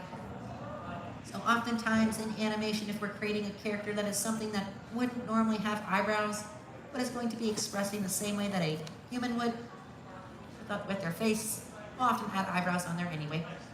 It can express the same way that we do. So on the other side of this eyebrow, I'm going to start right next to this curve here and do the exact same curve, just kind of on that middle line now. And it'll do its little slant up to the corner.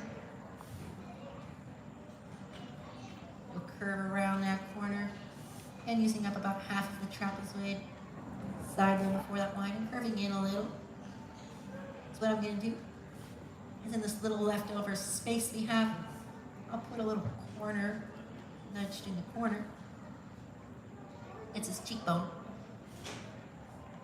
The side of his face would just drop down to the nose. So there's the side of the face just kind of finished there.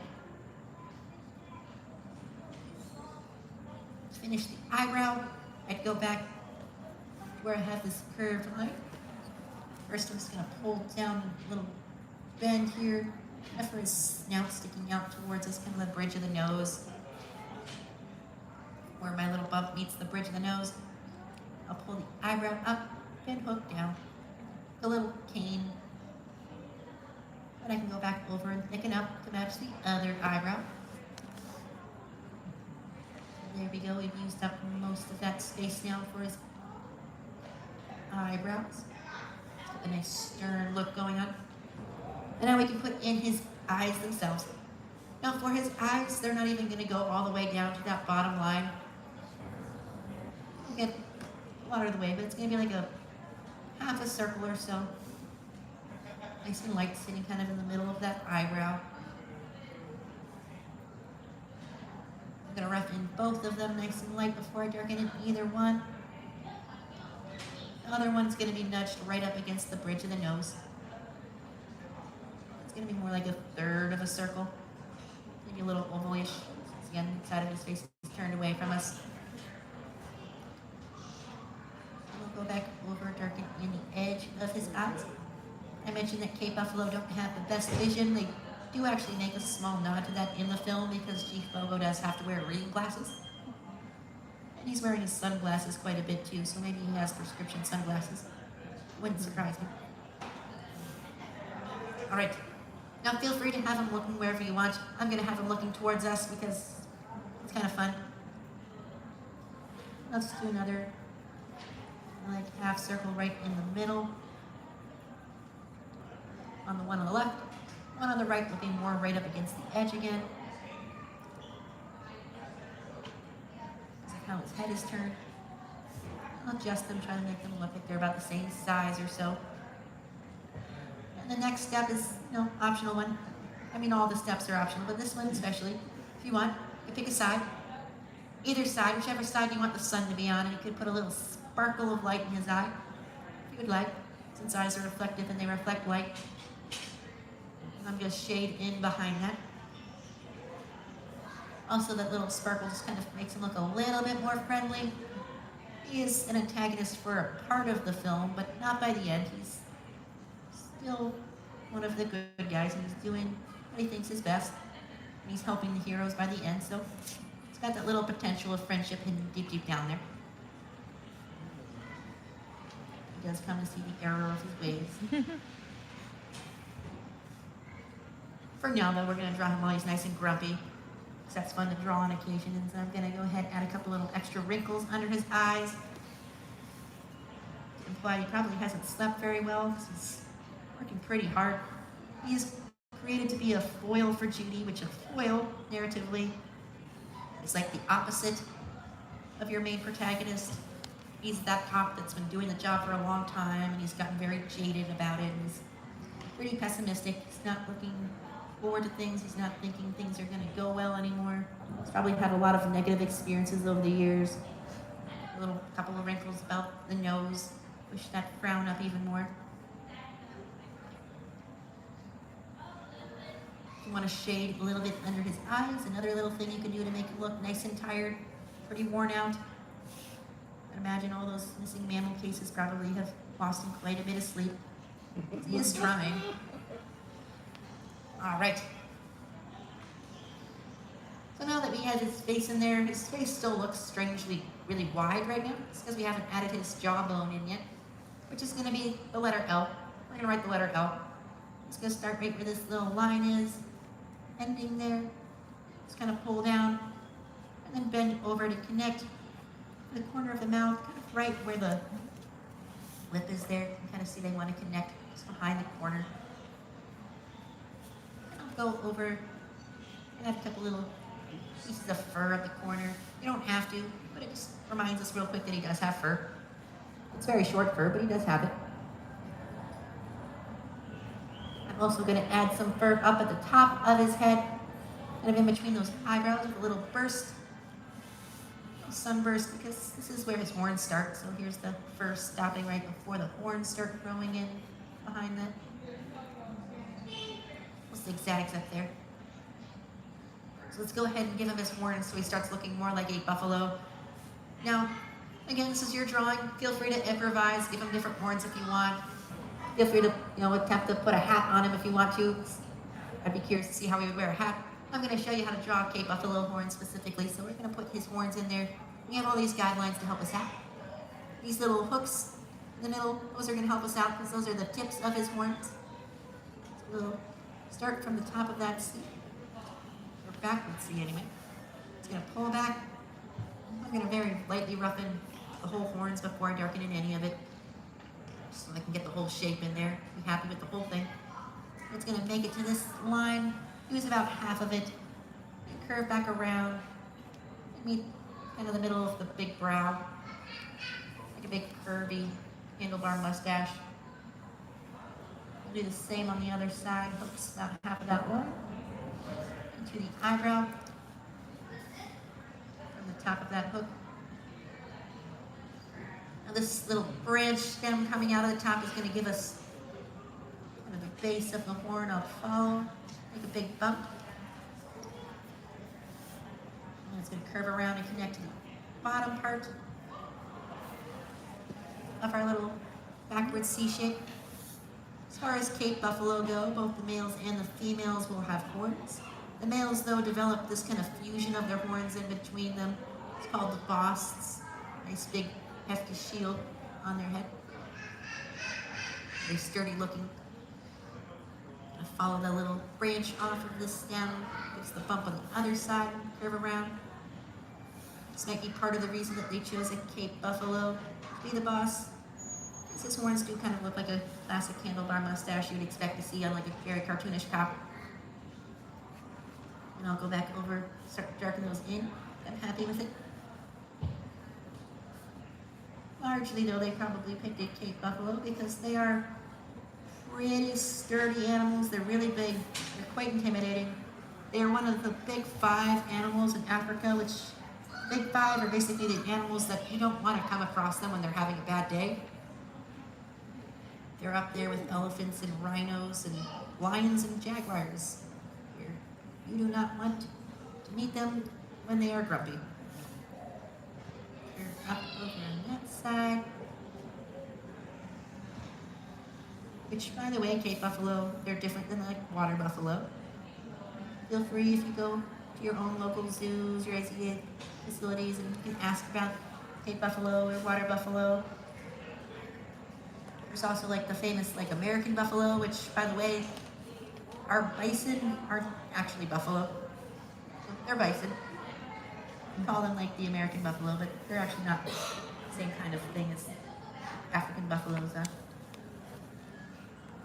Alright, he now has these nice kind of shiny new looking horns, which they're not shiny or new, he's had them his whole life, so I'm gonna go in and add some like little lines, little stitches for some texture to those horns, especially like around the bends.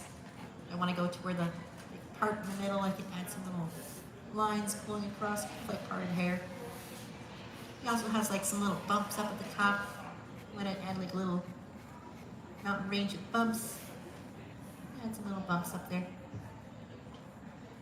Or a hat too, if you wanted to stick a hat on there. I love seeing fun hats. Alright, he's starting to look more like a buffalo now that he's got his horns on there. Next are going to be his ears, which ends of those lines are going to help us out with his ears. Like the tip of his ear is going to hit the end of this line. And it'll just kind of pull up, kind of blend onto the line for his horn. This kind of goes back behind it. That's the top of the ear. Bottom of the ear is going to start pinched in and then bow out a little bit, kind of like a drop of water or a leaf. It'll pull up and connect to his head, kind of in between our jaw and our brow. I'm also going to go in before I darken this in. If you want to, you can add a little notch there. He does have these notches in either of his ears, kind of implying, again, more visual implying of his history. Kind of showing that he's been through stuff without saying anything. I'll add the little fold over for the top of his ear, which starts kind of right in the middle of the tip of the ear, bends up and over, fold over. So that's this one ear. Ear on the other side is going to be the same thing, just kind of flipped around. Also, we're going to see less of it because of his head being in the way. It'll go from on the horn, pull from behind it. The end of that line. I'll actually go past that line a little bit more on this one. Not too far though. And then it'll pull back and meet kind of where his nose is. If you want to add the notch there, you can add the notch. It's up to you. And then we'll add that little fold over along the top, which is going to meet and add its cheekbone. There's going to be that ear. If you want to add some little hairs to the ends of his ears to help them look kind of fuzzy, you can add some hairs. That'll give us a lot for his head. His head's almost done. All that you have to do, finish it off if you would like. Put a wrinkle underneath, emphasize sturdy looking neck. And I'll trace over the sides of the trapezoid to give us the sides of his head. When it comes to character design, squares and rectangles are used in characters a lot to make them look really sturdy and unmovable. Squares and rectangles to people just look like very sturdy shapes. So a trapezoid that's even wider at the base looks extra sturdy, so he's made of a lot of squares and trapezoids to make him look pretty immovable as a character. All right. Now, if you'd like to stop here while you're ahead, feel free. If you would like to dress him up in a fun outfit, put him in a Hawaiian shirt, send him on vacation, give him a ski jacket, have him go skiing somewhere, feel free to dress him up however you want. I'm going to put him in his uniform though, because I'm going to use this little V here. And what I'll do is I'll go from the corner of the trapezoid, pull down, connect to the one side of the V that we can't see on the screen yet. There we go. There we go. I'll go past the V a little bit, just because this is going to be the side of the jacket. It's going over the top. Other side, I'll pull from the corner of the trapezoid to connect the other branch of the V. By doing this, I'm basically tracing a lot of the bottom of the trapezoid, and it's okay if you want to do that. What's left of the trapezoid there now, if you want, you can kind of just darken over that, because that's his under t-shirt that he wears under there. That's his underwear. You can darken it in. You can make it look more like a t-shirt if you want to. You can shade it in. It's a nice black t-shirt. You're still catching up though, you don't have to worry about shading it in. It's up to you.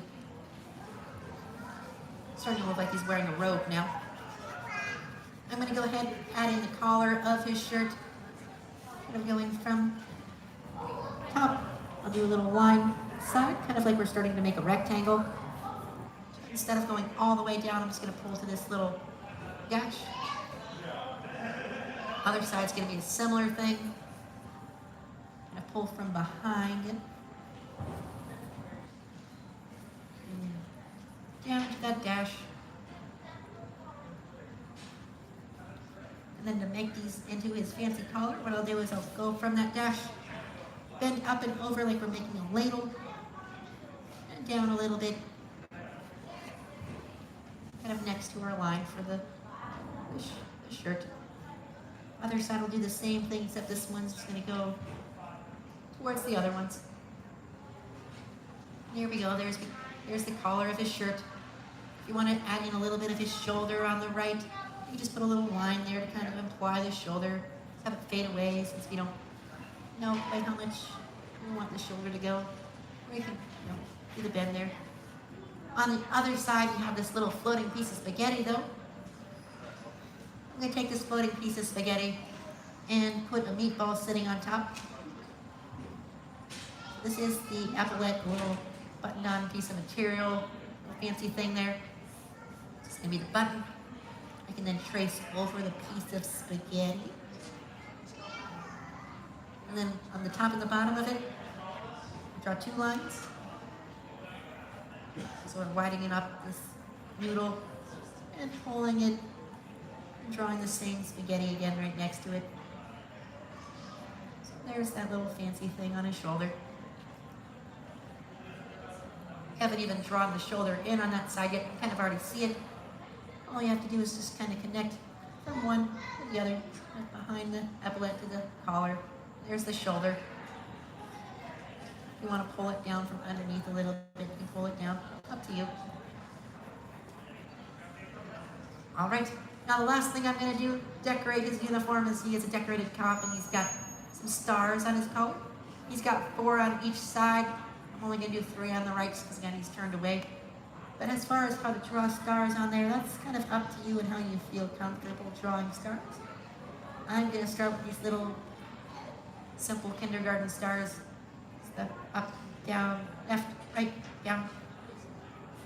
Stars are hard. Little kindergarten stars. And then what I can do is I can go back over and darken in kind of the little points to make them into stars. If you can just draw stars nice and perfect on the first go. Ah, that's cool. I'll just take my time. If you're giving him a Hawaiian shirt, maybe you're giving him flowers at this point. That sounds fun too. By the way, Cape Buffalo in Swahili is Mbogo.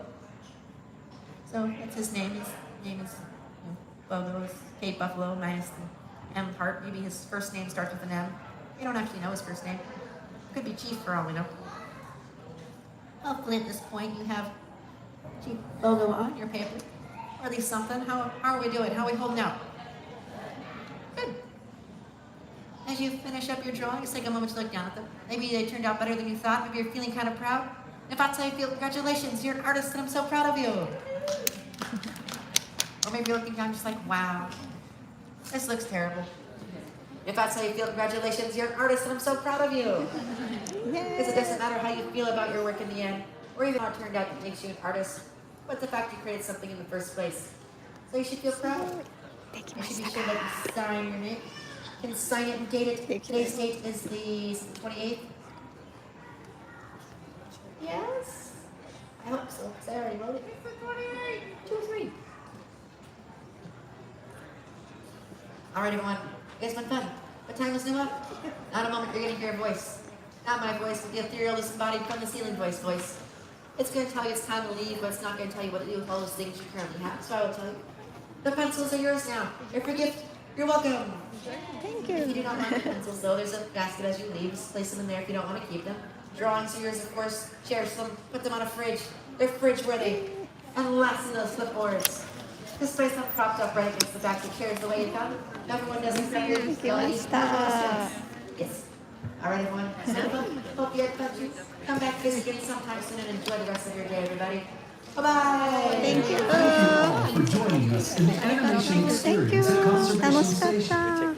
Please gather your personal belongings before exiting, and remember to take your artwork with you. We hope you enjoy the rest of your visit at Rafiki's Planet and the rest of your adventure here at Disney's Animal Kingdom. 楽しかった。いえいえ皆さん、ちょっと雰囲気だけ。じゃあちょっとお着替えして。あれれれれ。ちょっと上着着て。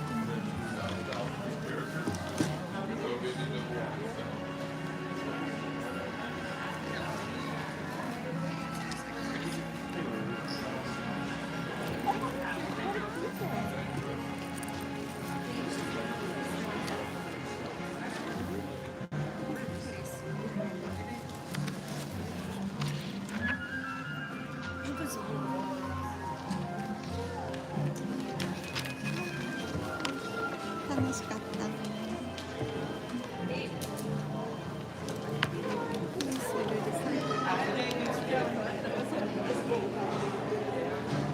はーい。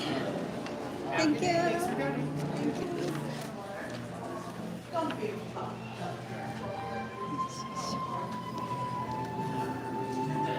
ちょっと待って。スーベニアコインだ。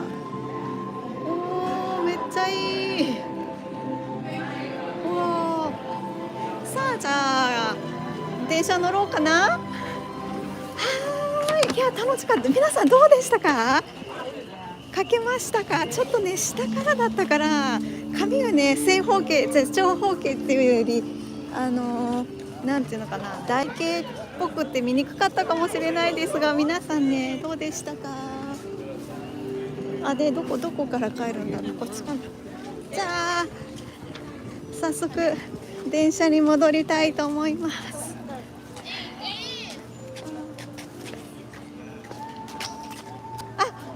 フローズンさんありがとうございます。いやさっきね書き方をね習って書きました。なんかちょっとねガイドラインがあったからすごい書きやすかったです。あチャーマンさんこんばんは。いや結構難しかった。ブラボー Thank you マイコさん。これはなんて書いてるんだろう。超上級編。これでも難しかった。確かにねえでも楽しい。こういうのってねなんかいい思い出になりますね。いや皆さんも優しすぎる。ありがとうございます。マミーさんは書いてない書いた方おられますか？ピグメントさんどうでしたか？あやこさんも書かれた。ミッキーしか書いたことない。おこれそしたらあれしようかな。後で写真に撮って出そうかな。おっとっとっとっとっとっとっよいしょ。いや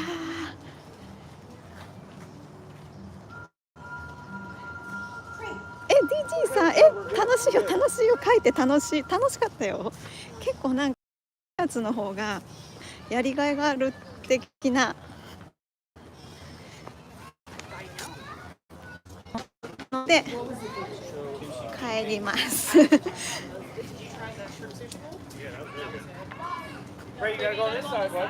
も結構いい時間になっちゃってますね。じゃあ戻ってどうしよう。ちょっとお花来ましたちょうどいい時間で来ましたよ。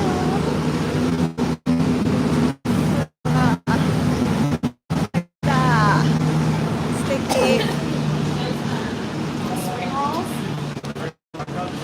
さて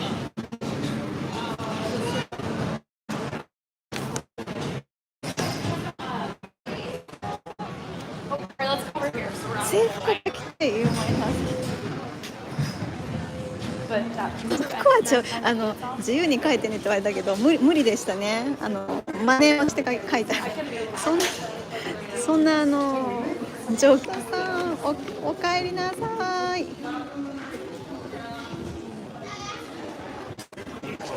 花なのでギブアップでした博士。いやでも難しかった。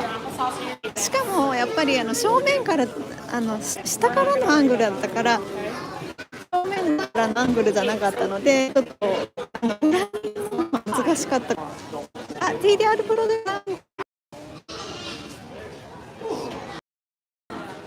1990年代にワールドのインターガスの構成書きましたかミッキーさん。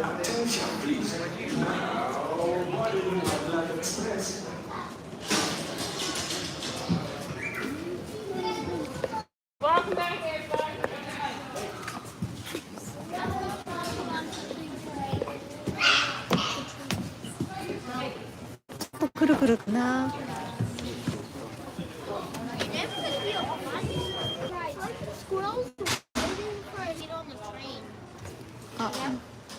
リス。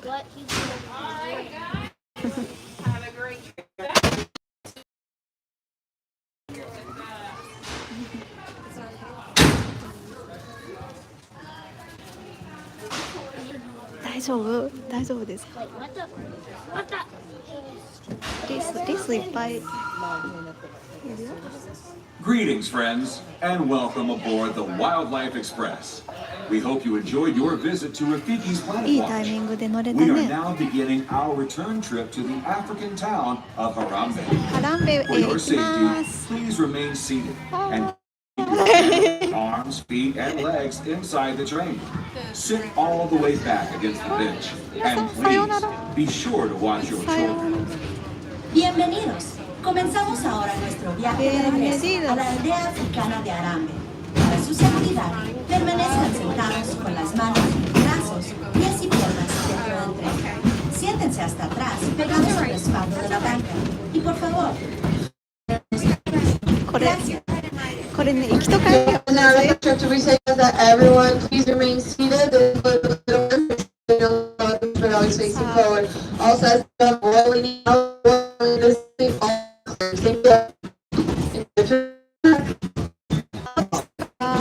As you check out into Disney's Animal Kingdom, we hope you take a quick appreciation for the very journey that led us. You see, it was Walt Disney's passion for animals and conservation that led him to send film crews off the globe to capture dramatic footage of wildlife in remote locations. Walt Disney's True Life Adventure series touched the hearts of millions of viewers, inspiring a spirit of conservation and paving the road for the nature documentaries we see today. ビーズちゃん、ぜひぜひまた乗ってください。なんか1本目の電車に乗れたのが良かったのかなっていう。1本目の電車っていうか10時のお腹すいた。ちょっとだけ食べてあと持って帰る感じにしようかな。フレームツリーバーベキューもいいけど、今日はカレーが戻りましたか。よかった。ちょっとバイバイいいのかな。なんかヤシの木とかあるね。すごい自然。It was this rich legacy of animal storytelling that inspired the idea of Disney's Animal Kingdom, a place that celebrates our deep connection with animals, the magic of nature, and wonder of exploration that comes from preserving and protecting our natural world. As you venture out into the wild or make your way back to wherever you call home, remember that legacy lives in you. はい、トントントントントントン。はーい。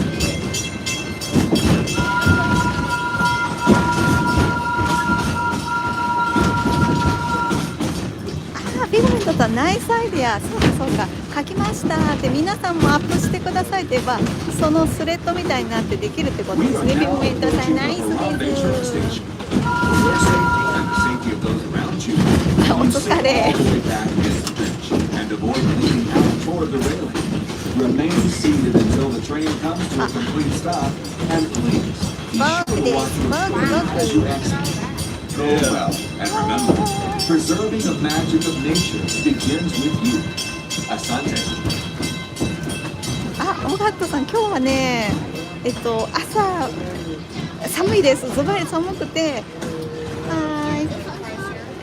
朝のね8時半ぐらいで11度で、今日の最高気温が22度です。で、お昼が一番ねピークで、それからどんどん寒くなるっていう感じらしいです。さあ着きました。やっぱ違うの？なんか違った気がする。一緒かと思ったら違った気がする。これってあれなのかな。よいしょ。はい、じゃあ降ります。Yeah, thank you.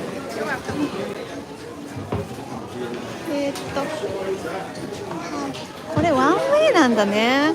行ったり来たりと思ったけど、そうじゃなくて一周してるから、行きと帰りの景色が違ったんだね。今頃気づいた。何回も乗ってるの。そうかそうか。Thank you。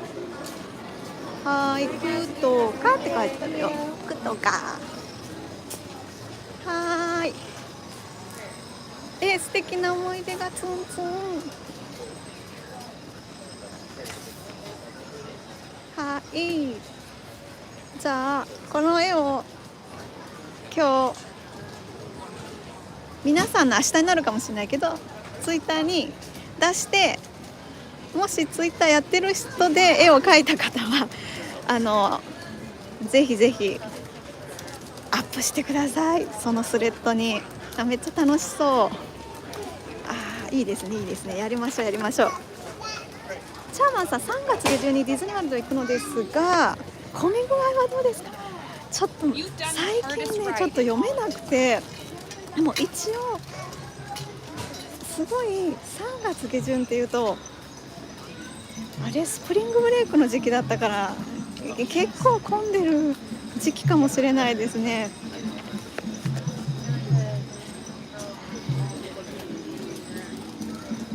そのね週にもよると思います。なので一番参考になるのはアンダーカバーツーリストのサイトを見るっていうのがおすすめです。そこにクラウドカレンダーっていうのがあって、どれだけ混んでるかっていうのが分かります。どこに行けばいいんだ。ちょっと待って、分かんない。こっちだこっち。多分こっちかな。あれなんだろうなんか来てるよ。なんかパレードみたいなの見えたんだけど。エクセランテ。ゼリーさんまだいらっしゃるかな。ゼリーさんがいたよ。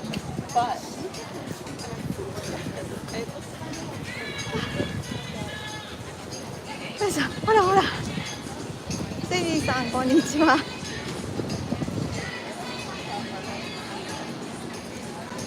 ピチャーヘロー。あやこさんの絵もぜひぜひ。何これ、ハランベマーケット。ちょっと待って、これも美味しそうなんだけど。うわ、美味しそう。グリルドチキンバン。はい。No, but you are open now? I'm sorry? Do you open now? Yes, we're open. You can order in person or through your My Disney app. Okay. Thank you. You too. どうしよう。でもカレーが食べたい。リブ&チキンボール。うわ、美味しそう。どうしよう。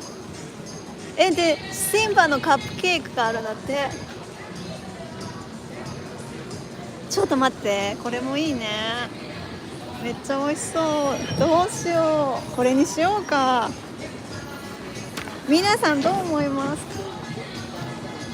ゆうこけいさんありがとうございます。そうだね。これにしようかな。人どうかな、多いかな。人多分少ない。よし、じゃあここにします。で、モバイルオーダー今できないから、人で。はい。じゃあ、ちょっと待ってよ。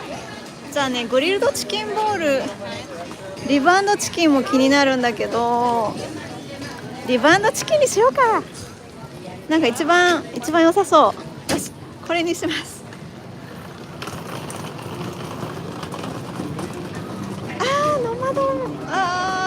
Nomad Lounge is really good. Yes, it's really good, but expensive.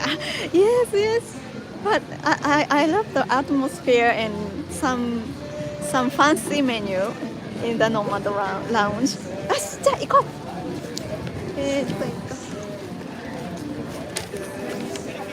あ、こっちか。じゃあ。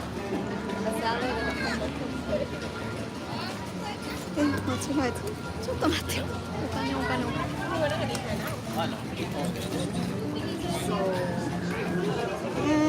ちょっと今ねカードを出そうと思ってて、よいしょ出てこない。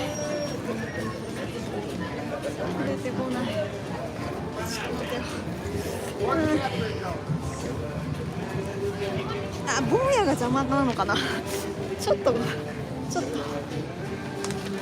すいません。よいしょと。もぐもぐしましょう。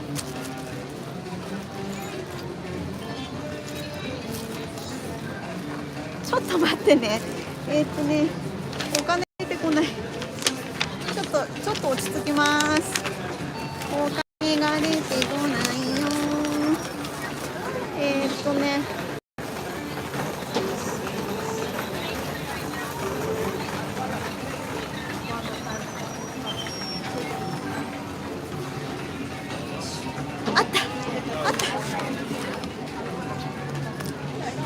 ありました。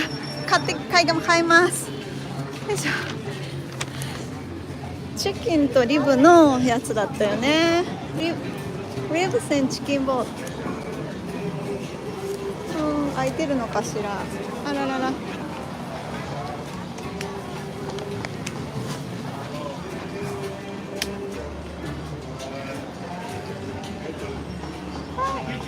い。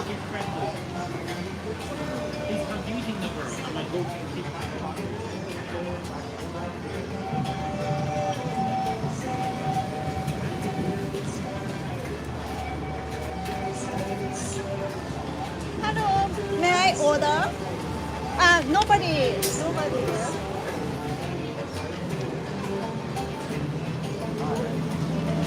Hello. Hi. Can I have grilled chicken bowl, please? Roasted chicken? Yes. Anything else? That is. $15.96. Okay. This is gift card.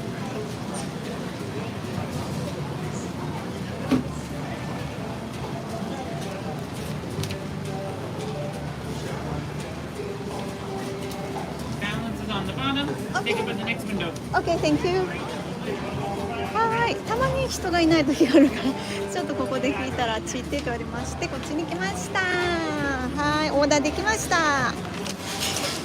で、今ね全然混んでないからモバイルオーダーじゃなくても全然大丈夫な感じですが、普段はねもっと混んでるはずなので、モバイルオーダーが使える状況の方はね、ぜひアプリをね、ディズニーワールドのアプリを入れてると必ず使えますので、日本からのお客様も使えますので、モバイルオーダーめっちゃ簡単だからおすすめ。Thank you. utensil? OK. Thank you. すごいあっという間に来たよ。美味しそう。なんかリブ食べたかったから、でもチキンも食べたかったしみたいな。美味しそう。ちょっとめっちゃ量多いね。よし。で、これはね、スプーンなのか、いやフォーク。よし。じゃあこれで、どこ行こうかな。誰もいないとこ行こう。あそこがじゃじゃーん。写真もあるから助かりあったね。モバイルオーダーすごくいいですよね。でこのね電車の見えるところでね楽しみましょうか。ここ好きなんだな。電波があるといいんだけど、うん、ここ誰もいないし、めっちゃなんかでもガン見されちゃうから、ガン見こっちのちょっと落ち着いたとこにしようか。ここでいいや、いいや、今少ないからいいです。この広いとこに行きます。よいしょ。はい、あ、ツンツンゆきぬさん来ました。すっごいボリューミー。いやー、これはすごい。そう。坊やが邪魔ですと。ツンツン。さあ、じゃあ食べよう。なんか3月なんかね、すごい空いてる時もあるし、いろいろなんだよね。はい、でははい、今日初めてお顔見せます。はい、ちょっと顔がむくんでるかもしれない。はい、じゃあちょっと今、そう、今日の服こんな感じ。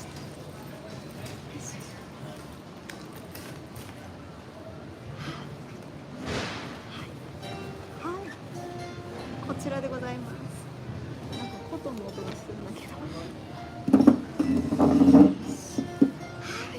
では、今日ね、だからこういうジャケットを着るぐらい、はい、そう、ミツバチおっちゃんさんすごいね。はい、キラキラジャケットでございます。で、中はなんか今日スケッチすること分かっていたかのような、ちょっとなんだろう、お絵描き風のミッキーさんです。ありがとうございます。なんか顔がむくんでるからだと恥ずかしいんですけども、はい、許してください。なんだろうね、むくんでるのね。どうやったらむくみってパオとかいうのやってるんだけど、なかなか効かないね。さあ、じゃあお手拭きをねちょっと出して、ありがとうございます。これね、ミニーちゃんの一部、それからドナルドの一部、グーフィーの一部、ミッキーの一部でできております。あれ、デイジーちゃんいないのかなね。チデとかはいないですね。デイジーちゃんもいないのか、プルートちゃんもいないのかな。なんかそれにさあ、じゃあいただきます。いやいや、お腹空きましたよ。トンチミニさん、これねアウトレットでね買いましたなので半額じゃなかったけど、それなりに安く買えた感じです。では、お手拭き乾いてなかったではいただきます。すごい。じゃあちょっと手元映しますね。すごいよこれお腹がグーグー言ってる。チャンマンさん、ありがとうございます。ね、教えてくださったの、ゆいこけいさんが教えてくださったのかな。ありがとうございます。これをここのそう、ここが結構信憑性があるというか、私は一年中むくんでますが、もうそんなことないと思う。お肉大きい。はい、じゃあもう早速いただきたいと思います。一人でこれ持って帰ります。多分これ夜ご飯になりそう。じゃあまずあれ、美味しそう。すごい。なんかドレッシングかかってるよ。これドレッシングなんかもうこれくしゃっていきそう。どうしよう。これいるかな、これはい、じゃあちょっと食べてるか。手づかみで、行きますトンチーさん。まずはね、ちょっといいこぶってます。私お野菜から食べる派いただきます。これ汚れるかな。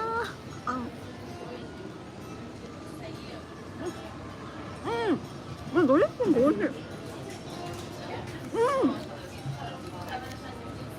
ピリ辛。美味しい味付け。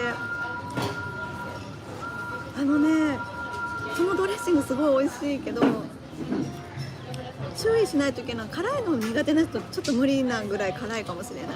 小町注意。ちょっと危ない。このサラダめっちゃ美味しい。ごめんなさい、サラダばっかり。でもね美味しいんだもん。ほらほらほらほらほらほらほらほら。そうそう、私は健康ですよのアピールです。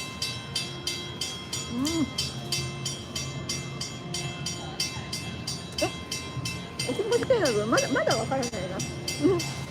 といった印象。さあ、では、ちょっと電車来たよ。電車来たからちょっとさっき乗った電車来たよ。これで見えるかな。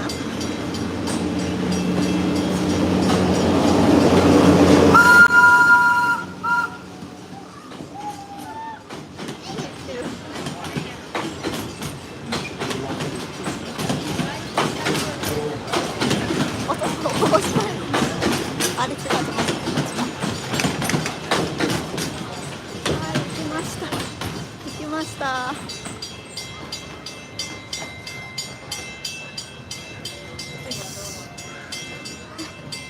ねえ、ここねやっぱり良かった。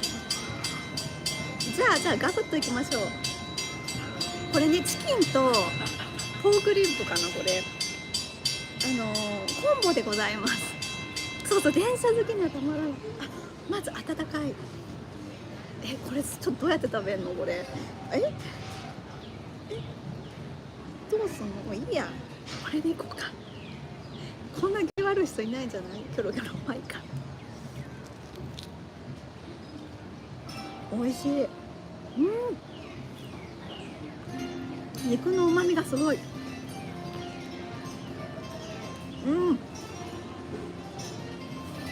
これいいね。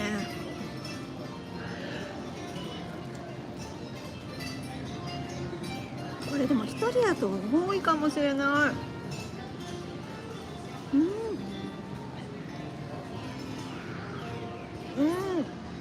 ほんと姉貴楽しいよね。